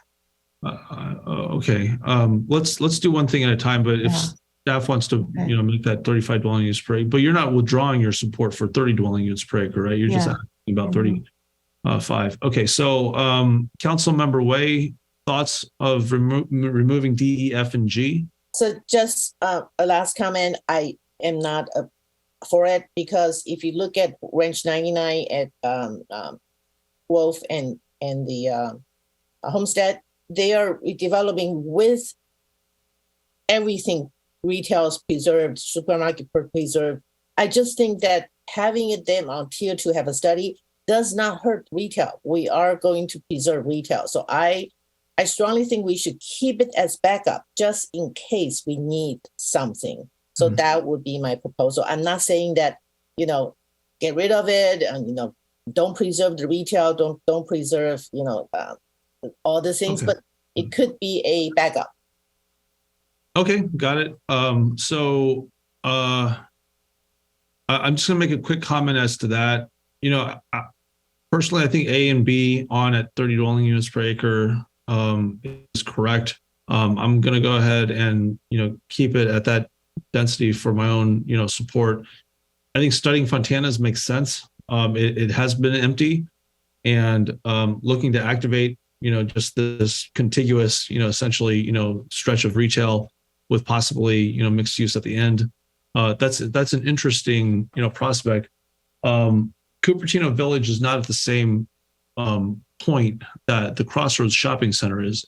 Cupertino Village has clearly indicated that they would like to make it into a different usage. So when I look forward to the next 6 to 8 years, I see it much less likely that this particular and this is I think an exercise in specifics as to the conditions there. So let me go back to the rest of council. Vice Mayor Chow has suggested 35 dwelling units per acre over at A and B. And so Council Member Wei, did you want to talk about, are you okay with a higher density at A and B? I'm okay with the Vice Mayor Chow's proposal. Okay. How about Council Member Moore? Are you okay with 35 dwelling units per acre at A and B? Do we have any support from Member Willie on any of this? It's not like, Councilmember Willie's last point was, you didn't want to move things to tier 1, but Councilmember Willie, did you want to? Well, I'm assuming you're okay with removing D, E, F, and G from tier 2, right? Altogether. Correct. Okay, so you're fine with that. What about A and B? It didn't sound like you wanted to move them to tier 1 and in the first place. So as I understand it, my memory, Marina is 188 units and it's 5 acres. And 188 divided by 5 is 37. Now, you said that 30 with this density bonus can go to 47. So when we say 35, density bonus add is going to put it at 52. I don't believe that matches Marina at 188.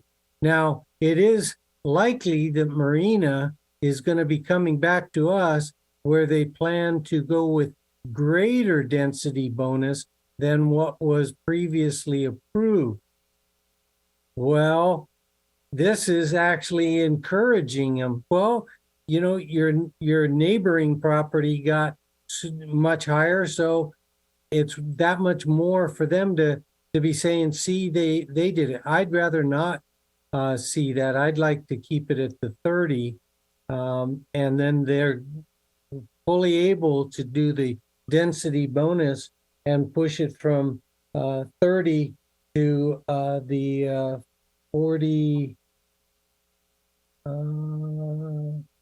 47. So just to clarify, you would support moving from tier 2 to tier 1, 15A and 15B, and keeping it at 30 dwelling units per acre? Yes. Yep. Mm-hmm. Okay, so we have Councilmember Willie's support for that. That comprises 4 out of 5 majority. The other one didn't achieve the 3. So I would say we have some direction here. I would yellow highlight the remove 15D, E, F, and G from the tier 2 inventory. Yeah, so that should be also the 4 out of 5. Let's move on to map H. And 15. I don't mean to make this a foregone conclusion, but it is 11:05. I'm going to take. Support 15C study. Oh, the 15C. Oh, right. Thanks for pointing that out. The Fontanas. So Chow supports 15C study at tier 2. I should check in with Councilmember Councilmember Way and Councilmember Willie. So Councilmember Willie is nodding. And so I'm going to, and so is Councilmember Way. That looks like we have consensus there. As a tier 2 site, you can add my name to that one as well. And Councilmember Moore, are you okay with the tier 2 site? I thought you were okay.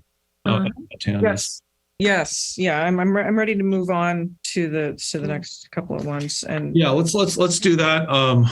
I think we're going to have to inevitably continue this to another date. Unfortunately, I'm not sure how the 6th is looking, so I don't want to kind of jump to foregone conclusions here. But let's move on to map H at this time. And I will say I think our discussions are actually quite good, and it's quite difficult to compact, what would probably be on any given one of these properties a 5 or 6 hour discussion, irrespective. So kind of keeping that in perspective. Map H, it says Homestead Road here. Ben, did you want to? Yes, Mr. Mayor, really quickly, thank you very much. Sorry to cut you off there, but Map H, Homestead Road, just one recommended action item from Vice Mayor Childs to move site 20B, which is the bowling alley, Homestead Bowl, and the mall, adjacent mall from tier 1 and 2. Okay, so site 20B from tier 1 to tier 2, that's Chow. Councilmember Moore, your hand is raised. Yes, thank you. Actually, I'd like to cover both H and I at once. I agree with Vice Mayor Chow's suggestion to move it from tier 1 to tier 2, the Homestead Bowl. And there was a comment, I believe it was from Scott, member of the public, about that and the challenges that particular site would have. So listening to that, if I'm recalling correctly.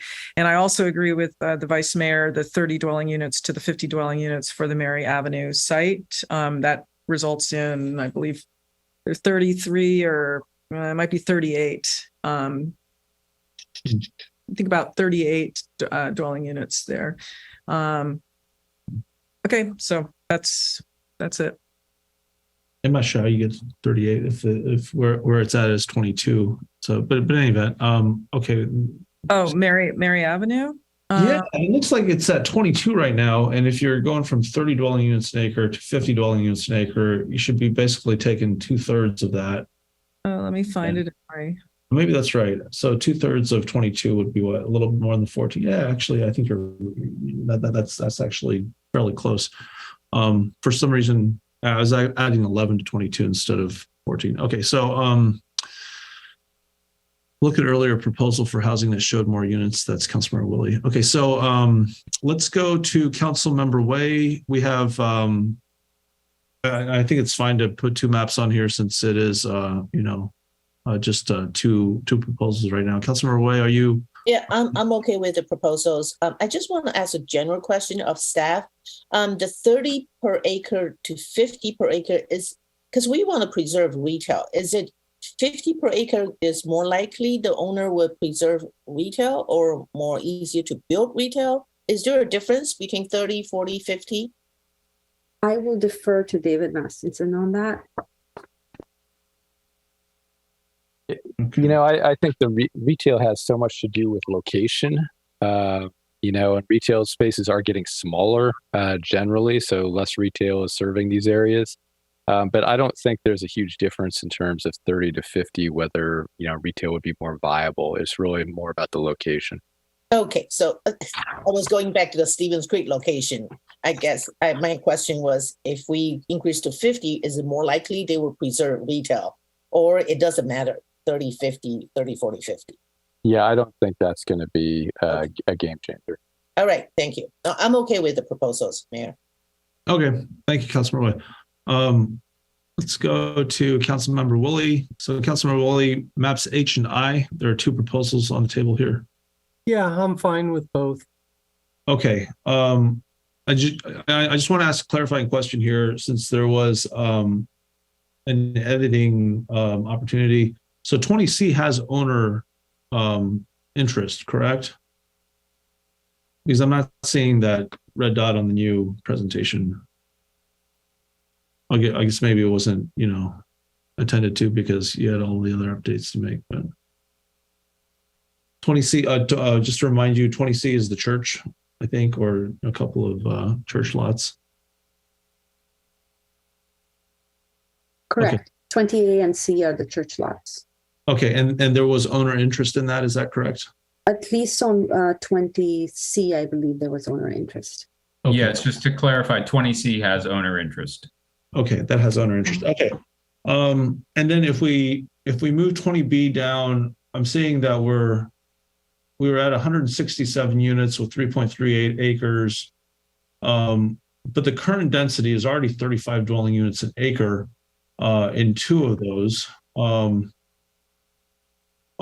I guess those are two of the smaller addresses. The larger address looks like at 50 dwelling units an acre. Where so I imagine we probably went over this, but at 20990 Homestead Road, there is no current density. Why is that? It's not zoned at 35 dwelling units per acre, even though it's in the same proximity?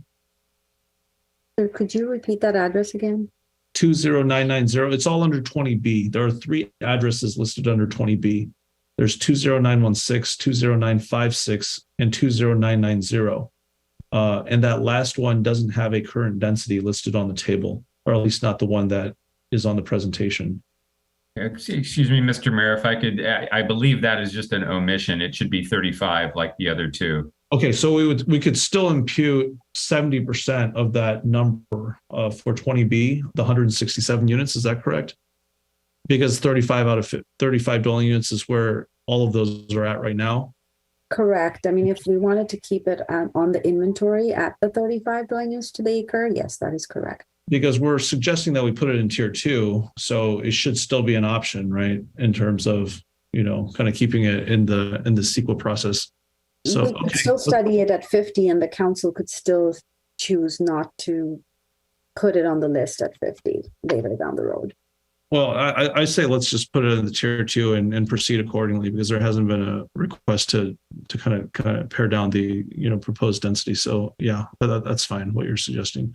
So it sounds like you have consensus, unanimity, in fact, for all of it, because Councilmember Way and Councilmember Woolley both supported the proposed changes for map H and map I.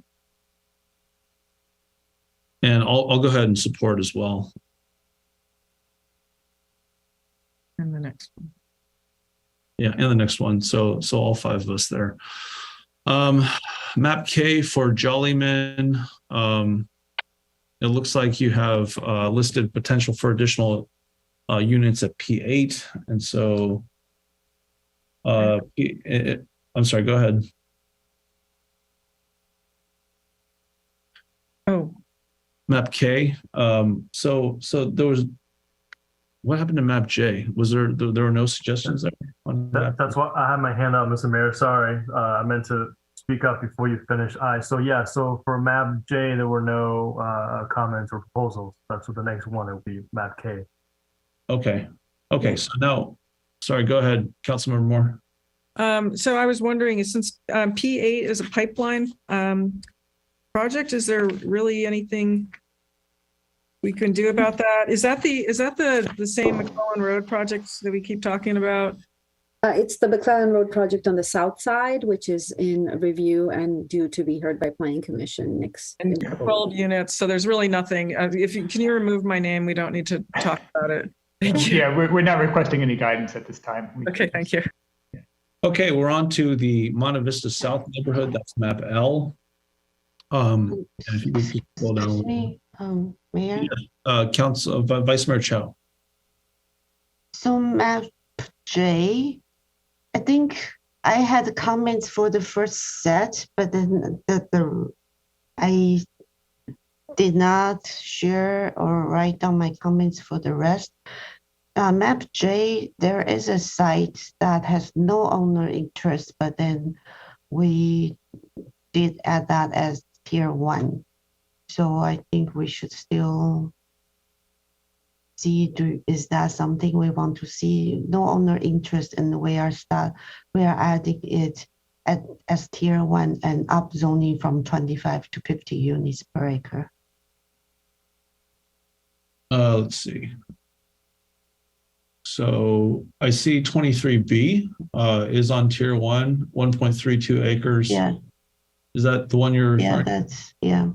Perhaps. Okay.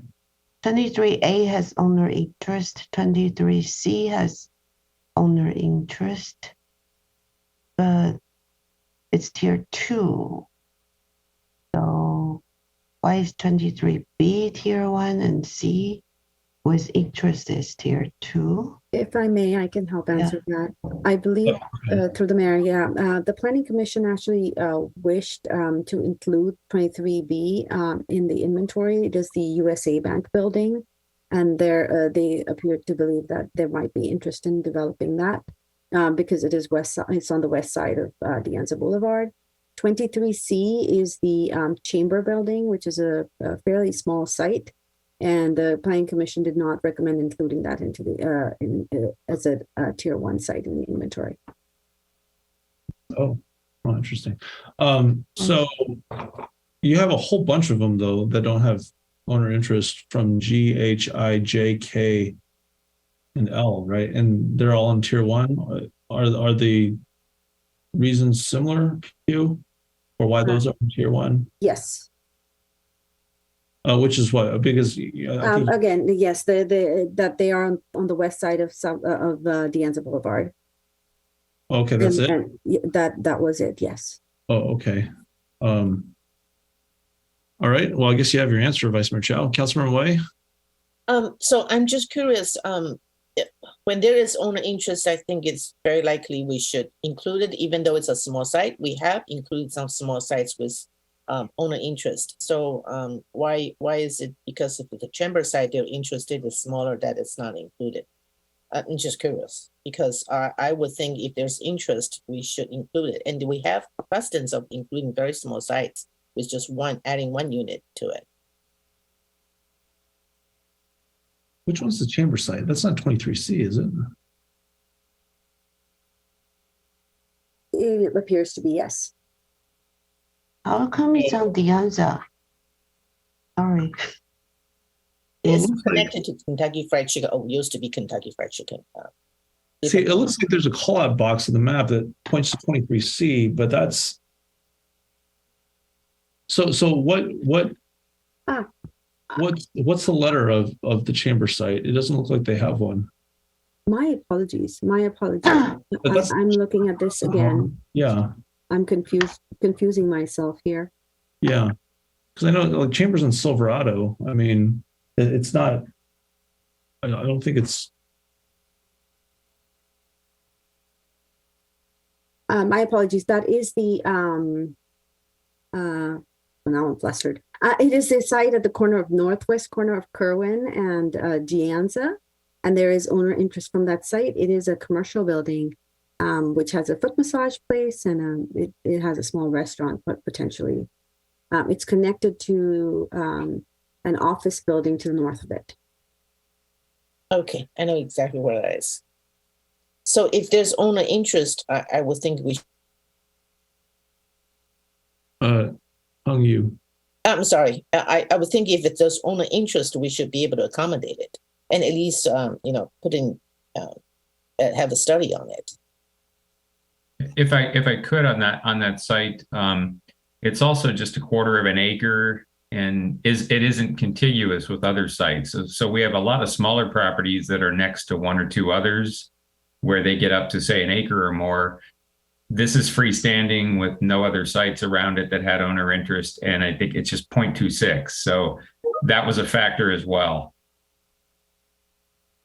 I would be totally okay with moving that site to tier 1. Okay. Just add the support to it. I used to actually, take my kids to get taken care of when they're babies in the house directly next to that. And, I'm 100% okay with that becoming housing. Just for whatever those 2 cents are worth. So I'll go ahead and take that straw poll. Vice Mayor Chow, are you okay with 23C getting moved to tier 1? Yes, but then 23B, should that be removed from tier 1 since there is no interest? Well, if you scroll down, there are many of those. There are many, That- so I think I would rather not do that at this time. I would like to talk about those because west of the Anza is not really west. It's still pretty west east. So it's still, so there are, yeah, I think we need to talk about all these tier one that has no interest. Okay, well, let's Yeah. circle back to that. Let me get to the 23C question. Councilmember Moore, are you okay with moving 23C up to tier one? Absolutely. Okay. Councilmember Willie, 23C up to tier one? Sure. Okay, that's yeah. All right. Let's circle back. Is there an appetite? I think we should ask just generally on the west side of De Anza Boulevard for those currently designated tier one sites that have no owner interest. Are we willing to visit the idea of redesignated any of them? So let's go to Councilmember Moore first. You're shaking your head. Is No, that a no? that's a no. Councilmember Way? No means don't include it or include No, it. no means we're not going to talk about it. Oh, I see. I see. So again, it really is whether they're interested or not. It's not a criteria, right? It's whether we think it would be a good place to develop. So do we think it's a good place for potential development and with EIR and might attract owner interest? I would think that's a good corner to give the owners interest for potential study. Yeah, I'm talking about all of the tier one sites on this map on J that have. And I think the planning commission might have a reason. Planning and Housing Commission joint meetings have a reason to put that on tier one. So it sounds like you're a no on this, right? In terms of having further discussion on moving. Yeah, yes, no. Just, okay, Councilmember Willie, are you? No further discussion. Okay, I agree. Let's keep these on. Okay, I think Can I that. comment, please? Oh, please wrap up your comment. So I think all these tier one sites should be moved to tier two, and then we should identify some sites from the Bob Road and Monte Vista area, which I shared yesterday, but not showed in the staff slide today. They should be considered for tier one. If we are saying, okay, oh no owner interest, we are adding to tier one, we should add those sites on Bob Road and the sites across and next to post office, which I shared yesterday. Okay. It's just so staff on what you're writing down, I think any should read no further discussion on, and just get rid of the word required. That's a little confusing in this sentence now. So, and then more actually supported this as well. I think she might have been the first. So we'll move on to map K at this point. It doesn't look like there were follow-up actionables from map K. Does anyone have anything that they'd like to bring up here on map K? Jollyman? I don't. Vice Mayor Chow, your hand is up. Did you want to talk about map K? Those are owner. No, that's okay. Okay. Map L, the Monte Vista South neighborhood, viability of Dorothy Ann Way property, potential historical resource issue. You can put that in as a commentary. That's fine. But it doesn't look like map L has follow-ups either. I don't see hands raised. Map M, the Monte Vista North neighborhood. Okay. Let's go to this one then. And so, this is the Linda Vista one. Okay, so Councilmember Moore had suggested kind of grading it upwards towards the golf course. I think 30 dwelling units per acre or more on one of the parcels. Why don't we go through council and see what the sentiment is on that proposal? So, okay, we'll start with Vice Mayor Chow or Councilmember Moore. Did you want to say something briefly on this since this is your suggestion? Well, if I don't have support on this, then we're at the 20 dwelling units per acre. We have added some other sites, and I believe we are going to be looking at having something in the Bub Road area. So I'd be interested to hear what Other you people all say. said. Yeah. Okay. Anyone else? Councilmember Way. So I did say that I did talk to the owners by phone this afternoon, and that they are pretty adamant that they would like to develop it at 20 per unit per acre, but they are open to future investigations or possibilities of adding it. So my question is, when we say 20, it's minimal, right? If they want to go with like what Councilman Moore suggests, closing to the community pools, Cupertino Swim Record Club, more density for teacher housing, those can be discussed later on as when the development comes. Sure. Okay. And you make a good point. Let's go ahead and consider both of them at the same time. So you're basically supporting your suggestion, which is to reduce the density throughout the 20 dwelling units per acre. Just correct me if I'm wrong, but let's go on to with the options that they could increase. That's a given, right? I mean, you can always try to ask for more, right? I mean, for the purposes of this exercise, we're not, because basically they just, I understand the sentiment, but so we're doing a reduction. So, Vice Mayor Chow, where are you on this in terms of the two proposals? So if the owners think they might want to consider other option in the future, it seems we need to study higher density. Study doesn't mean we are saying they have to do the minimum. Well, no, let's think about this then. I mean, because the nature of this exercise is a set of minimum density, and the owners have basically said we don't want that minimum density right now, right? And so, I think it's essentially preclusive. So they won't consider like in 4 years because. But we're considering it now, right? I mean, but then they did say they want to consider options later, so I didn't understand. I don't see how it fits within the parameters of what we're doing right now to, kind of sit. I mean, maybe in 6 years, if we want to go back to them and they, but what we're studying right now is to set the minimum density at a certain point, right? And so there's a hedge, anyone. Yeah, if they really don't think they want to consider, fine, just study 20. Okay. So Chow's at 20. I'm at 20 as well. So I think that pretty much keep density the same design. Oh no, okay. So Chow's at the 7, reduce it to 20 dwelling units per acre. Okay, so Councilmember Moore, you have your answer. We're going to go ahead and reduce it to 20 dwelling units per acre.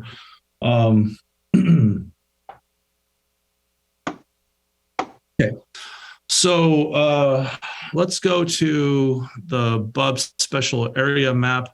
Looks like we have another 4, NOP and map 22. All right, let's see what we have here. Include empty office building as tier 1, 10100, remove east side. Okay, well, I think that second part from Councilmember Willie's, proposal, we probably just need to do some math and then figure out where we're at the, end of this, and maybe we can, do some cleanup. Boy. All right, so I think we probably are down to those 3 addresses, 10040, 10080, and 10100, it seems. And then the only one that's a little bit different, I think, is 15 to 30 dwelling units per acre with a higher density closer to Highway 85. Although I guess Councilmember Moore, you're really referring to more of the entirety of like the east side of Bub Road. Is that correct? Where's Councilmember Moore? Yeah, I'm here. So I actually would consider, well, you're trying to use certain addresses. I'm assuming. I was thinking just take the entire, 30 acres and have only a quarter of it be included and choose a density for that. But if you want to, you need to know what the acreage is for 10040 and 10080 and 10100. If that's what you're working on, that's fine. I think it looks at it as like 2.6 or something like that back when we were talking about, It's just 2 point total between those three. between 2.7 acres roughly, if I may, Mr. Mayor. I'm sorry, what was that? 2.7 acres roughly, 2.7?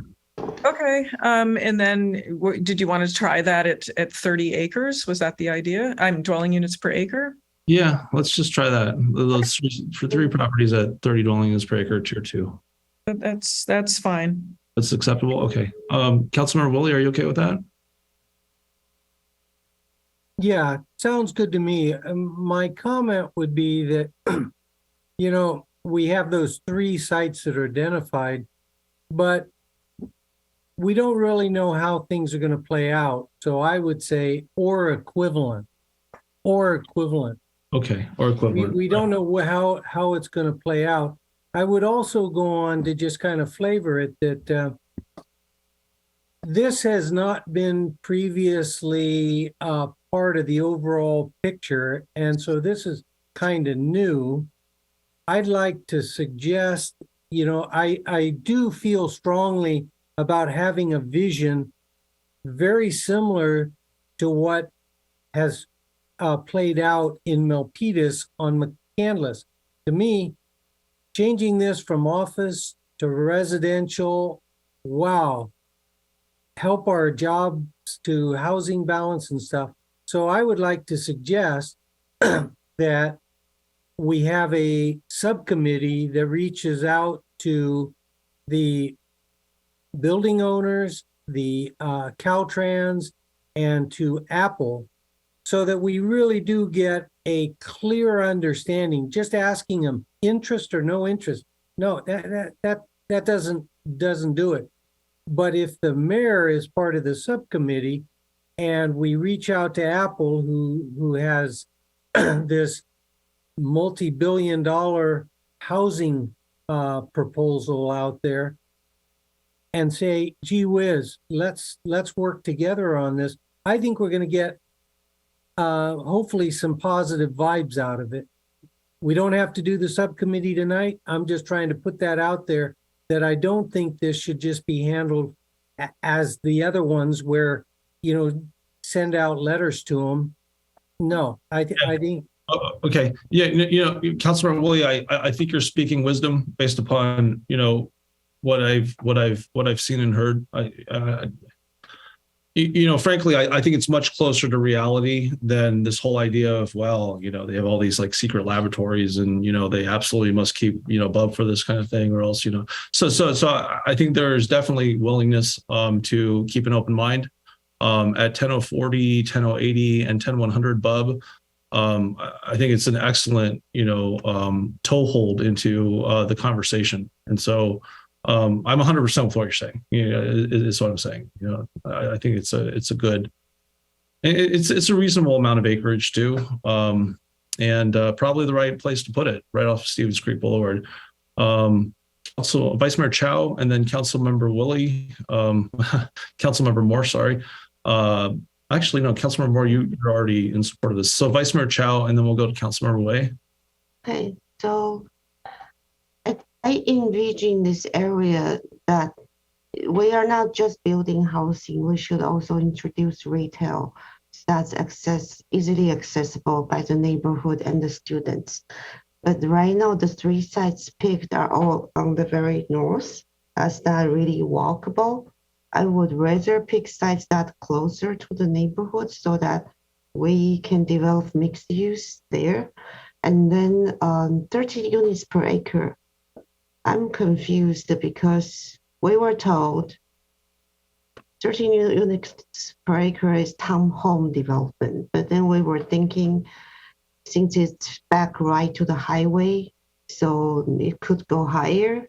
Then with mixed use, retail, shouldn't it have more units so that since there is no single neighborhood around? So I'm looking at the map. You have other similar sites that's south of the Caltrain site. Shouldn't those be considered? That's 10,240, 10,260, 10,300, and 10,340. Is there any reason these four are less desirable than the other three on top?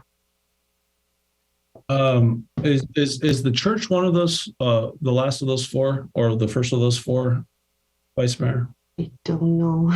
Okay, well, I'm looking at the map, and The there's like a church. cross on one of them, so that's why I asked. So, okay. Should I share the map? Frankly, I think you make a good point because of the fact that the one parcel that's on map N is proposed for a future density of 50 dwelling units per acre.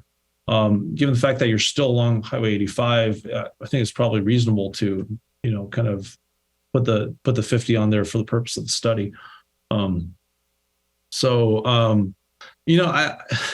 Frankly, I think you wouldn't be stepping on toes, painfully, or even, in any kind of sense that would create like a, umbrage. If you put it on tier 2, it's a fair examination to see, what's going on. If you want to add those 4 parcels, I see there's one more, and it's labeled Bub 14, or possibly one more, on the very bottom next to 13A, which is the one tier 1 parcel there. So,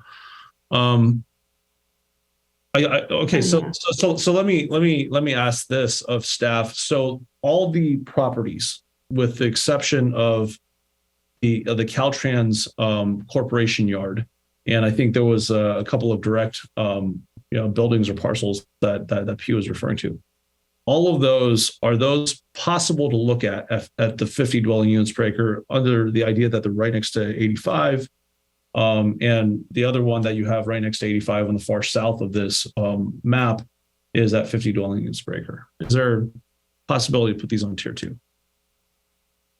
Yeah, and Pew, I know you're talking, but you're not sounding. It could be studied at a higher density too. But from a planning perspective, there is a 1-lane road that serves this area. Mm-hmm. And I will remind the council that there is McClellan is also 1 lane in that area. Well, I'll remind you that it's 1 lane, Pew, like partially because we created cool kind of funky bus infrastructure, right? Absolutely, yes. And so absolutely, it can be studied at a higher density as well. Yeah. I would say at 50, I don't think that it's in, non-legitimate, exercise, especially if you're kind of looking at the 85 side of things. So, how long do you think it would take for staff to turn this around in terms of those extra parcels along 85? For the addresses and the acreages, the calculations, because we're only 20 minutes to when this meeting is going to be adjourned and continued. It'll take us at least 10 to 15 minutes, sir. Okay, well, one more. Yeah. Very important question is, I didn't make it clear. I want them to also include a significant retail. So does that need to be clearly specified in the EIR for that to be studied, or we are just studying the housing? Yeah, so we'll be able to deal with the retail without that level of detail in the EIR. I would say, just for purposes of just kind of keeping things moving, and unless council is planning on adding additional sites to tier 1, we could take direction to include sites in tier 2, and we wouldn't necessarily need to have unit counts to do that. So just if council is interested in going that direction, that's certainly an option. Yeah, just take all parcels that are directly adjoining 85 and put them on tier 2, except one that's at 14A, and study at 50 dwelling units per acre minimum. And let me see if I can get majority support for that. Vice Mayor Chow, would you support that? Yes, but with the understanding we're not going to develop all of them. We're just well, I mean, with the understanding of this entire thing, maybe and I'm accepting the a Caltrans. couple sites. Okay, I'm accepting except for the Caltrans and the two direct, buildings. Pew, were they buildings or were they parcels or both? Both. I did want to clarify. So you want to exclude the Caltrans and the two direct sites, but include everything else, correct? Yeah, I mean, has Caltrans actively expressed opposition, or have they simply not expressed interest?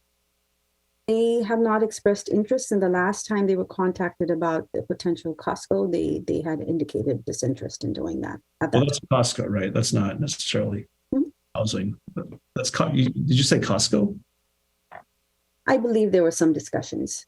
Okay. All right. So let's go to Councilmember Way. So I am just very curious. We are keeping 30 per acre on the heart of city and on Stevens Creek Boulevard, but we are going to increase this to 50 on a McClellan and Bob Road, one lane street with a big, deep neighborhood right behind it. That's my question to my council members. I have no objection putting it on tier 2 and study it, but to have it at 50 per acre here and put 30 where we're the heart of city and on Stevens Creek Boulevard, Major Boulevard, that puzzles me. That's my first question. The second question is, did some of these, a lot of them had long-term lease. I really don't think they are viable site. I am thinking we have preserved all the retails on Crossroads, took it off, even off tier 2. Why are we looking at retail in a neighborhood? That's my first question. Second, I do like the first 3 sites is outside, close to the adjacent retails on Stevens Creek Boulevard. I think that could be potential to extend retail, because retail needs to be together, not just off one site. So my question is, we are putting 50 per acre on this narrow road with a big neighborhood behind it. We're on the Stevens Creek Boulevard, part of the city, it's 30. That really is very puzzling. So I just want to point this out. I have no objection, put it on tier 2, have studied it so that we at least have potential, like Councilman Willie said, maybe there's a potential for the next cycle or something. But to do this drastically like this, I am not in favor of it. Okay. Well, thank you, Councilmember Way. I appreciate it. And, I don't think it's drastic. We do have a site at the very, very, very southern tip of this map that is at 50 dwelling units per acre as a tier 1 project. I will note, I think that all of us have received somewhere on the order of about 70 emails from De Anza College students. And this is all within the last 24 hours.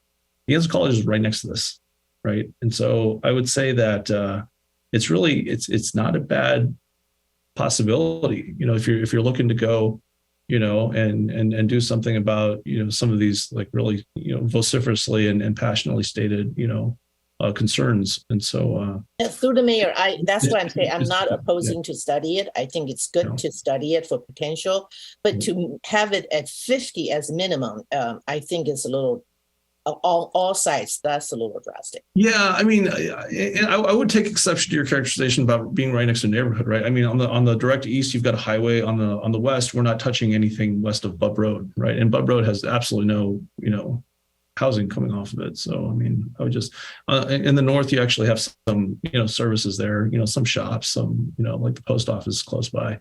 It's really not. It's really not a bad notion, frankly. Okay, so you're good with it. I'm good with it. I think Vice Mayor Chow is all right with it, with understanding that we're not going to do everything which is stipulated. Let's go to Councilmember Willie. I'm sorry, Councilmember Moore, and then Councilmember Willie. I'm sorry, Councilmember Willie, did you have something else? No? No, Okay. I'm perfectly fine and studying it and reminding us about the proximity to De Anza College. On the farmers market, talking with Patrick Ahearns, they've got $890 million of bond money, and he said 200 million of that is slated for off-campus housing. He says, we don't want that housing on campus. It requires supportive services that cannot be charged to the bond money. And so there's another opportunity for a source of funds to build housing for Deanne's a college student. Multi-types of housing along this, row houses, townhouses, apartment buildings, student housing, teacher housing. It's 27 acres. So I'll leave it at that. I mean, it could be something quite extraordinary, and it really could activate that middle lane for buses. Councilmember Moore, are you okay with this proposal here? Okay, so who is in favor of the 50 dwelling units per acre on the east side as a tier 2? Who do we have? I see Paul. Okay. I have second thought. Okay, so I'm seeing what's confusing is I see Paul, Moore, and Willie at 30 dwelling units right above it, just for those three little lots. Yeah. But now you're saying all east side sites except for Caltrans and at 50. So we've got now and then the vice mayor's got second thoughts. I couldn't tell for sure if you had Councilmember Way's support on the 50 to study. It sounded like, not sure.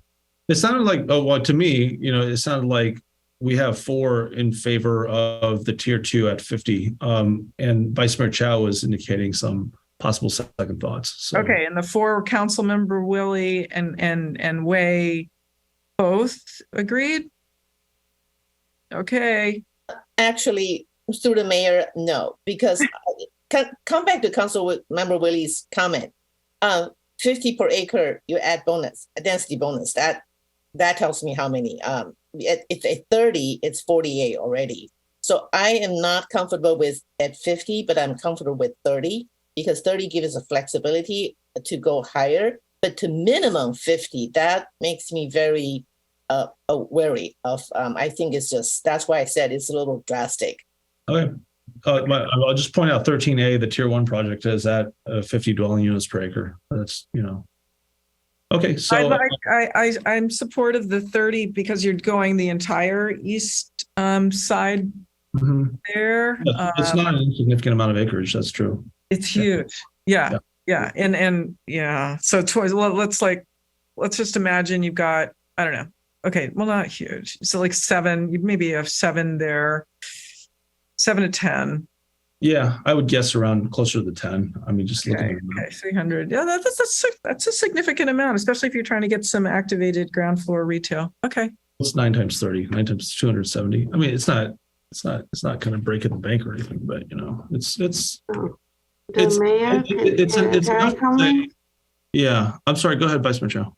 Okay, so first of all, to the north of Bob Road, there are no adjoining commercial sites. I think it's office building on the other side of Bob, and then it's highway.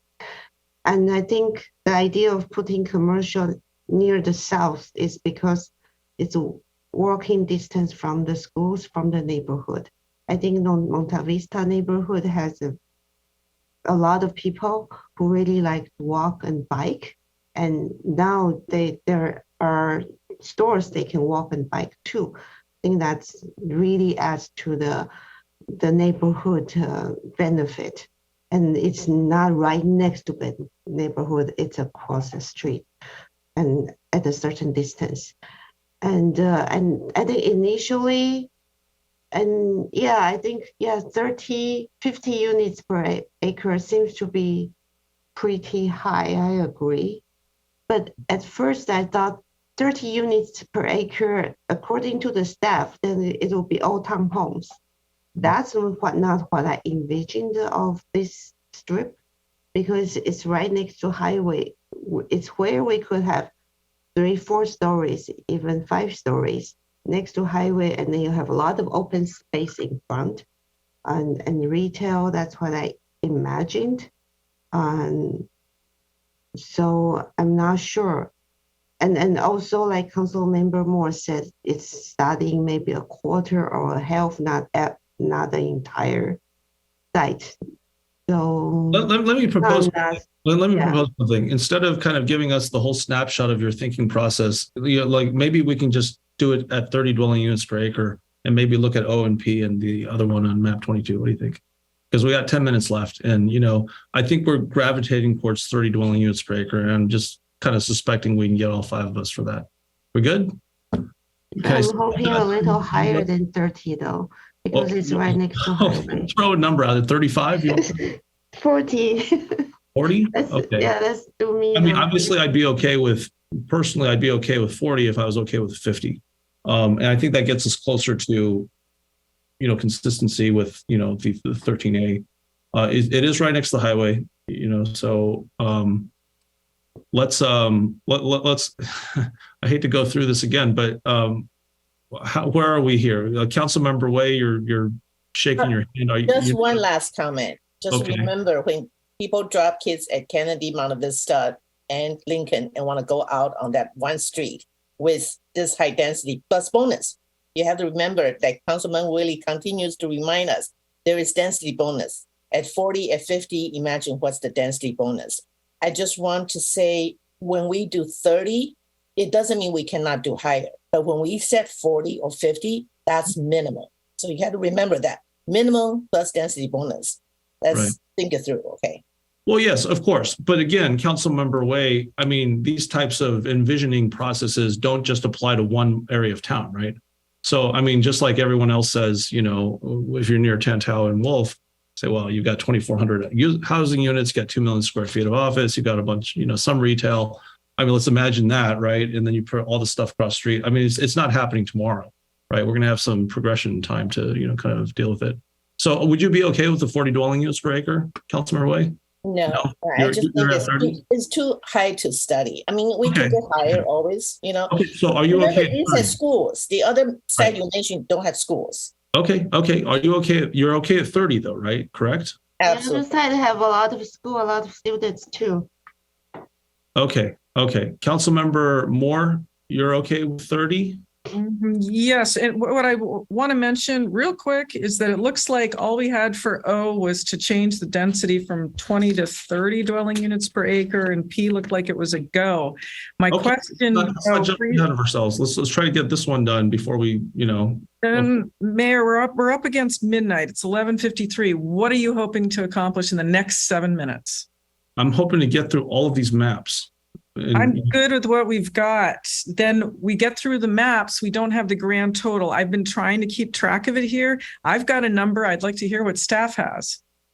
Okay, well, the more we talk, the less time we're going to be able to have to, perhaps No, hold over to they- get the calculation. They should be doing their Excel. They should be all the way down through. I've got a number. I'd love to hear what they came up with. Okay, let me monitor and have this meeting, please. So Excellent. let me check in with Councilmember Willie. Okay, you just kind of complete this process. Are you good with 30 dwelling units per acre, Councilmember Willie? You're good. Okay, please. Okay, you put your thumbs up. All right. And Vice Mayor Chow, it looks like 40 is voted down. I'm going to put my support on 30. Do you want to, for the record, put your support behind 30 to make it a unanimous? Okay. Okay, so you can get rid of the 40 and the 50, and just put all of our votes in for 30 dwelling units per acre on that. I will go ahead and check in with staff. Are you keeping a running total of where our numbers are looking at this point before we get to the last 3 maps here? Mr. Mayor, I think we are, but I think we'll still want to just take a moment to just verify and double check that number. Okay, in the meantime, yes, Vice Mayor Chow. For map P, I would like to take those 3, that's tier 1 off to tier 2 because there's no owner interest in the name. These are single family home sites, Preston Farlap, it's not even that many or units. even just remove them. And then 22 was the Outback Steakhouse site. So include farmer as a tier 2 site. You already have 4 for that. Tier 1. Okay. So map O, I think we're all agreed. We're not going to go over it. Vice On Mayor, the sites next to the post office I proposed yesterday, What are you talking about? Which map are you talking about? Let me sure. The one I proposed yesterday. To the east of post office, to the south of the post office.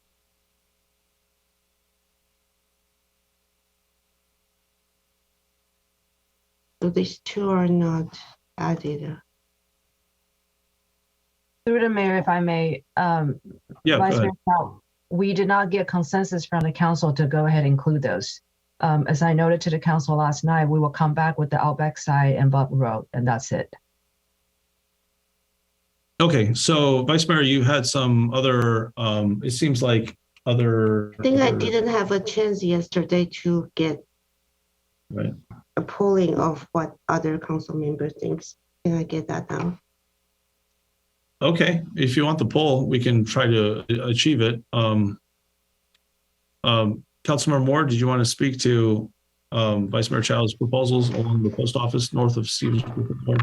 Well, my tally has us ahead of what the original with the 19% buffer had. So I'd like to hear from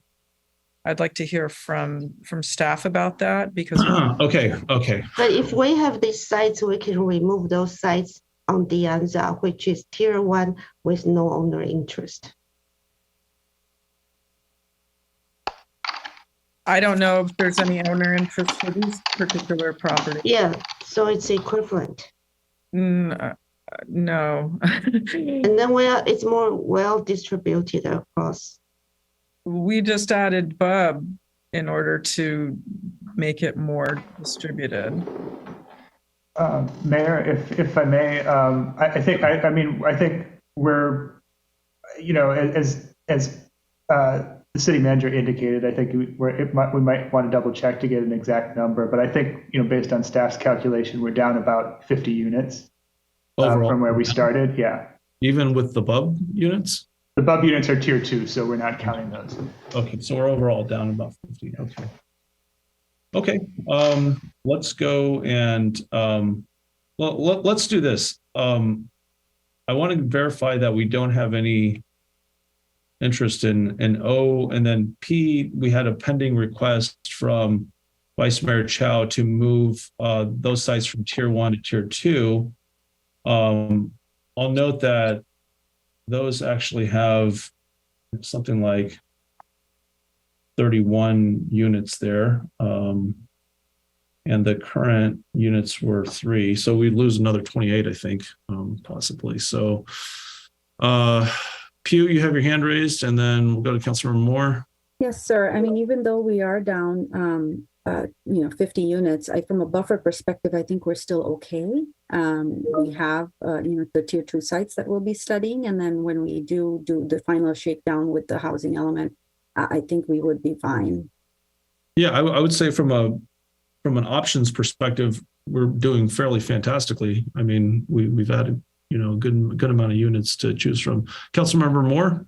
What was the total for the tier 2 projects? And at the 11th hour, truly, would we want to put Outback at tier 1? And that would put you ahead, I believe. I haven't been tallying the tier 2. Yeah, I haven't been tallying the tier 2. Right. We haven't been tallying the tier 2 projects, but in general, like I said, I mean, giving ourselves options is fine. We're okay from a HCD perspective in terms of the buffer. So we don't have to be ahead of what we had originally come in with. Okay, we're good. That was just a target. Okay, I'm set with what we have. Okay, staff, did you want to? Were there any follow-ups from your perspective on OP and the map 22 site? I did have a follow-up on P. Was the final consensus to remove all the tier 1 sites on map P? No, we haven't gone through on that one. That was yeah. But Councilmember Moore says she's fine with the way it is. I'm fine with the way it is. So I can ask Councilmember Way and Councilmember Willie. Councilmember Way, did you want to redesignate the tier 1 sites on map P to either tier 2 or to take it off altogether? No, keep it as is. I'm okay with it. Okay, Councilmember Willie, are you okay with keeping it as is as well? Yeah. At this time, Okay. You know, as you said earlier tonight, you know, we're studying this stuff and then we're going to adjust on another night. Yellow really meant it was pretty certain, but no, you're indicating that's not necessarily the case. So I'm fine. Well, the one thing I would do, I would suggest to staff, you know, Vice Mayor Chow did have a couple of sites right next to the post office. And I will point out that we have instructed staff to proceed with trying to purchase an office building right there as well, for the purpose of examining whether we could potentially, you know, get some affordable housing made ourselves. So it's not running far afield from what we're actually actively doing ourselves. So, you know, I would suggest that you go back, take the guidance that we've gotten, and then we do two things to start the continued meeting. We consider those sites that Vice Mayor Chow has pointed out. You could do a little bit more diligence given, you know, more than 18 hours to turn it around.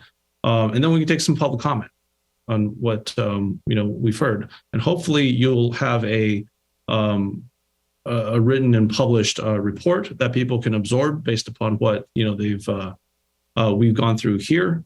And we can start the meeting that way and get a sense of whether we can get that omnibus motion going. So that's my proposal on the next step. Councilmember Moore, you have your hand raised, but I do want to check in with the city manager to get Pamela's thoughts on how that sounds in terms of next steps. Mr. Mayor, so at this late hour, I understand that we have a time frame. I just want to remind the council that I'm in support of that proposal. In a way, we cannot start the EIR, so we're pushing that timeline another 2 weeks. The consultant cannot finish the draft. We cannot release the public draft. So just want to put out there, the timeline is getting extended. If there's enough confidence in council tonight, you can't take a motion with what we discussed, and we'll come back with that tallied up numbers to you, but not in a public hearing format. We can come back as another study session. I'm hoping to walk away with a motion tonight if that's possible. Okay, well, thank you, Pamela, and let's go to Councilmember Moore. Okay, so I would move the site list that we have currently, adding the one site that we have just on Stevens Creek Boulevard that we have just looked into as a tier 2 site. So it gets studied, and that would be the motion. And that we don't continue, that we just take what we've got, add that one site. Oh, I see. The one that we are looking to acquire, is that correct? Yeah, put it in as a tier 2, add it to the list. Okay, so that's the motion. And Councilmember Wei, you have your hand raised. Would you like to second that motion? I will second that. Pugh, you have your hand raised. Before I go back to... Just as clarification, that's 21801 Stevens Creek Boulevard? Yes, that's correct. Thank you for providing that address. Okay, so we got a motion on the table and a second. Any call for deliberation at this point? I don't see any hands raised. So that's I guess calling the question is, Pew, your hand is actually raised, so you might want to lower that and just kind of keep that off. All right, so let's go ahead and so does anyone want to take the participants with the raised hands since they've been here? You know, I know it's past midnight, but you know, we've got a couple of people that have been waiting, and you know, would anyone like to take that comment? I mean, I see one head nod from Councilmember Woolley. Okay, I'm gonna go ahead and do this. Okay, I'll ask for people that are wanting to speak on this, and so we have Jennifer and Lisa Warren. And the same parameters apply. You know, if you're wanting to speak, please raise your hand by the time the first person is done, and you can also email city clerk at cupertino.org during the first person speaking. Welcome, Jennifer. You'll have 3 minutes. Thank you, Mayor Darcy. You guys are doing the best you can. considering at this point, please do not vote for Bonta or the governor. I'm voting for anyone else.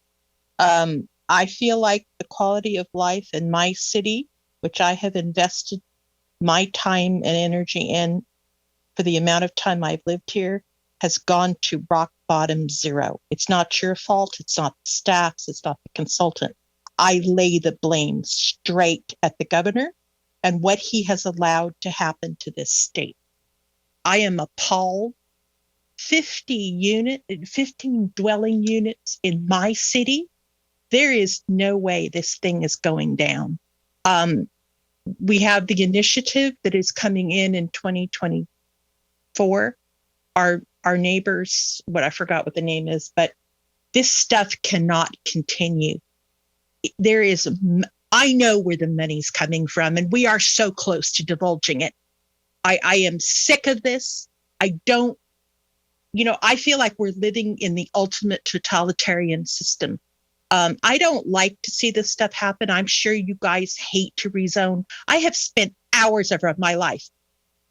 I miscarried the day after we went through the Florida area ratio drama 15 years ago. I sat in here on Tuesday night and I miscarried the next day. How many people right now in this state are going through times in their lives? I had a sick mother. My brother died of cancer in 2015. We were fighting about junk in this city.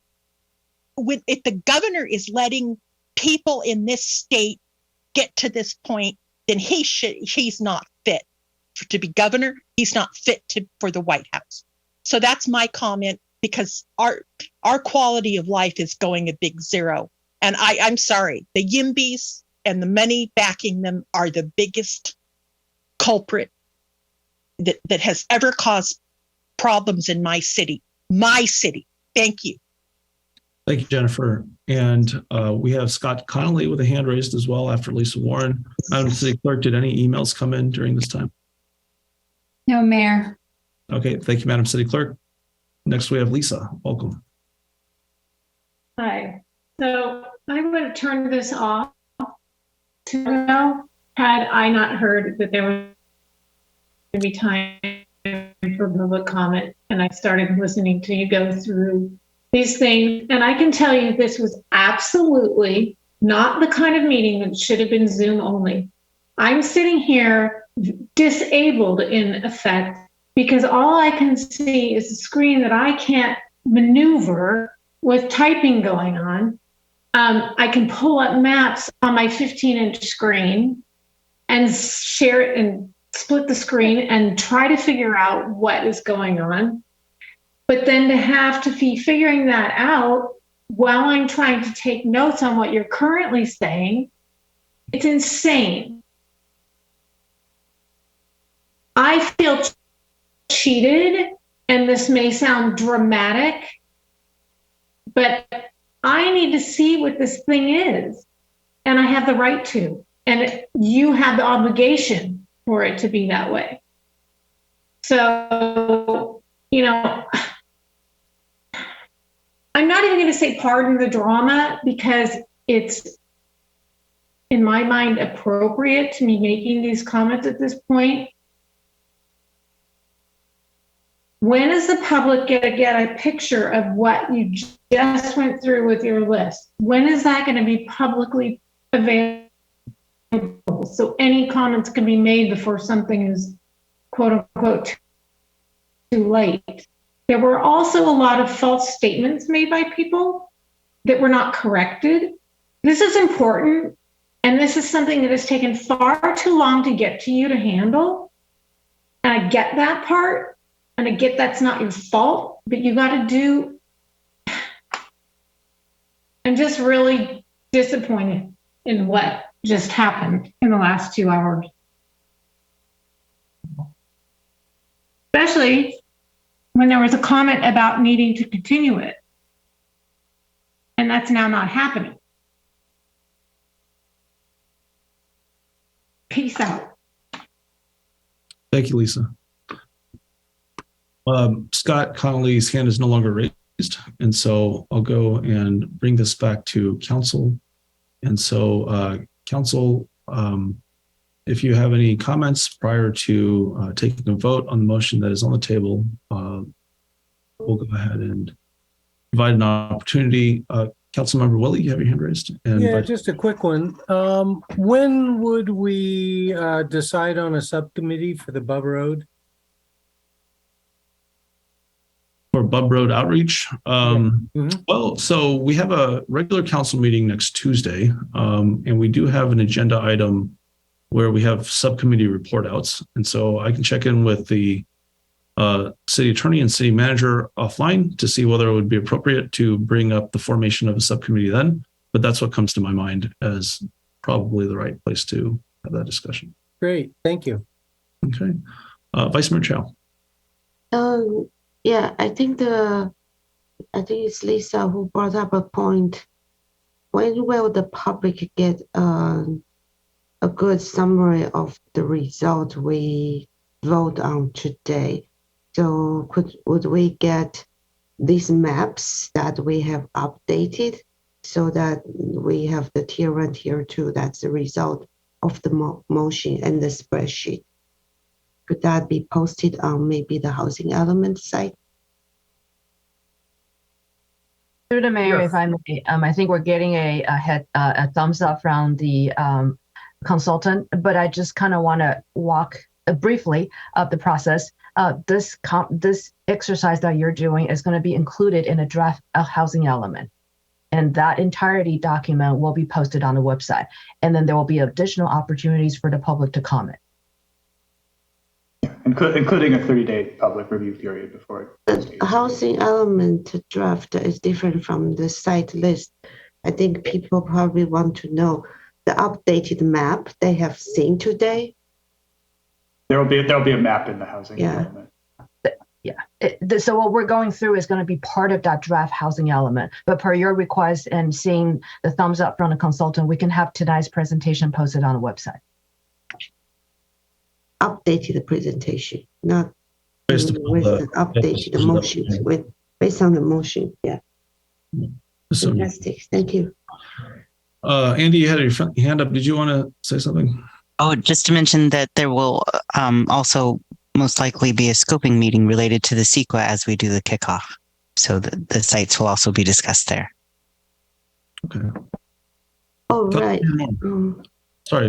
Sorry, Vice Mayor Chair. Let's go to Councilmember Moore, and then if you still have your hand raised, we'll go back to you. Well, I just want to thank everyone for going through all this. So it's like 12 to 14 hours in the last 2 days. So we have a list we're going to be voting on. And I think we all knew that before we started, this was going to be a tough road to go down. And so anyway, good job. And let's finish this up. Okay. So, and I'm sorry, Vice Mayor Chow. What I meant was I wanted to do a check-in with the other council members as well that haven't had a chance to speak, which is Councilmember Way. Councilmember Way, did you? Just echo what Councilmember Moore said. Thanks everyone, thanks staff, and thanks for the residents who are listening so late. Okay, thank you, Councilmember Way. And Vice Mayor? Yeah, first, a question that I think the base condition for the EIR, it's still confusing. Base condition should be the existing condition because we are going to be looking at the traffic and everything based on the existing housing situation. And then we will have base condition with pipeline units added. I would think that's option 1. And then with the tier 1 units added, that might be option 2. And then with tier 2 option added, that might be option 3. That's what I thought the EIR should be. But what I have heard from staff is there won't be a base condition. The base they consider is the option 1, which is existing plus pipeline units, which have not been built. And there is no way to know what's their existing traffic or any other resource that's current state. So how are you going to have a base that doesn't exist? Can we clarify? Yeah, so I think maybe we're getting a bit ahead of ourselves. I mean, we as you know, as I said earlier, we know what the project will be for the EIR. It's going to be the general planned amendments and zoning ordinance amendments necessary to accommodate the RENA. Baseline problems are baseline analysis for an EIR is confusing. It's pretty it can be pretty difficult to deal with on a case by case basis, but we'll come up with something that's defensible. I think probably a better way of getting at this, and I appreciate your point, Chris, and that did go through my mind as Vice Mayor Chow was speaking, but then on the flip side of it, I thought, well, what better opportunity or other opportunity for that matter might there be to bring this up? Because once we vote on this, the football is taken and run with, and you may not see anything but a back, right? So I think what might be really most comforting and useful is to give us a very quick sketch, like the 30-second rundown of what are we looking at. If this motion passes, procedurally, what does the opportunity to check in and understand what's happening and evaluate what's going on from the perspective of the public, what does that look like in the next month or two? And Andy, you have your camera on, and I think that's probably the best you're probably the best person to answer that question, since it seems like you guys are very much looking at giving us excellent service going forward with the EIR, which you're from all indicators looking forward to kind of getting into that 9-month ambitious time period. So what do we have prospectively looking forward to the next month or two? We'll be working closely with Chris Jensen and staff, of course, and I am not the lead for the EIR piece of this project, so I hesitate to speak ahead of all of the discussions that we'll have going forward. But I'm certain that Mr. Jensen will keep you abreast of our progress and opportunities for council to not be surprised by our way forward as we progress. But you're a very important link in the chain. And just let me clarify the question to give some comfort to council and the public. What are our opportunities in the next 4 to 8 weeks to give some input? Because Vice Mayor Chow is asking a question about, hey, look, how are you going to conduct the CIR? Right. So yeah. So I mean, as Andy said, there usually is a scoping session at the outset of an EIR. So that will be an opportunity not just for council but for the public to provide comments. That said, sort of how we structure the alternatives and baseline analysis, that's primarily a staff and a legal decision that we'll be making in a way that provides for the most defensible EIR. Certainly, substantive comments, particularly about impacts that people have concerns about, that's the kind of input that we would take seriously in the scoping session and other opportunities for public comment. Okay, well, let's check in with our recent planning director and now city manager, Pamela. Sure, Mr. Mayor. So I'll do a quick snapshot, and Andy, correct me if I'm wrong. So after tonight, we're able to wrap up the inventory, and then this will give the EIR consultant a green light to start preparing the EIR. As Andy mentioned, we'll also do a public scoping meeting. This is where we invite the public to come and comment on the EIR scope. Separately, this housing element draft, including the inventory, will also be provided on the website when it's ready. As Chris mentioned, there will be a 30-day mandatory public comment period for anyone to comment. Once we generate that, we have the comments, we'll revise it, and hopefully we can bring it back to council to review it one more time before we send it to HCD. So that's what will be happening. I wouldn't say the next 4 to 6 weeks, probably in the next 2 to 3 months or so. Okay, Vice Mayor Chow, anything else? So can I clarify? So the draft housing element, before it's posted to the website for the public to review, it will come to the council first, right? It can't. It can't. It doesn't have to. It will be posted and it will be something council has never seen. It's not required by state law, but based on council's discretion, we'll definitely bring it back. Okay. Final comment, I really, really want to thank all the staff for this. This is really tough project, a ton of information, so many sites. Really appreciate all the work that you have done. And for the public, and I have to say a lot of comments I made, the suggestion I made tonight and yesterday, I don't really like them. But then the state has increased our allocation to 4 times more. And then we are dealing with VALCO, the Streamline project, that's adding a huge amount of load to Cupertino on one side. That forces us to be trying and balance on the other side. I really am, as I was suggesting things, I feel sickening.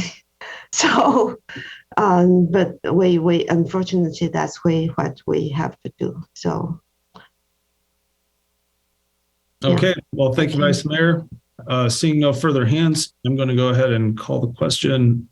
Madam City Clerk, would you please conduct a roll call vote on the motion on the table? Councilmember Moore? Aye. Councilmember Wei? Aye. Councilmember Willie? Aye. Vice Mayor Chow? Aye. Mayor Paul? Yes. Motion carries unanimously. Thank you very much, Madam City Clerk. And we have nothing else on the agenda, folks. I apologize for being 22 minutes over my stated goal. Hopefully this would be perceived as something that was worth that extra time. So we will see you at our regular council meeting. We wish everyone a very happy Labor Day, and we'll see you the day after that on September 6th. Everyone. Mr. Mayor, if I may just take a moment to thank all of the council for taking all of the time with the staff, and thank the staff team for doing a wonderful job. Thank you very much, and have a good night. Not going to hold on any more time. Thank you, Madam City Manager, and everyone have a great night.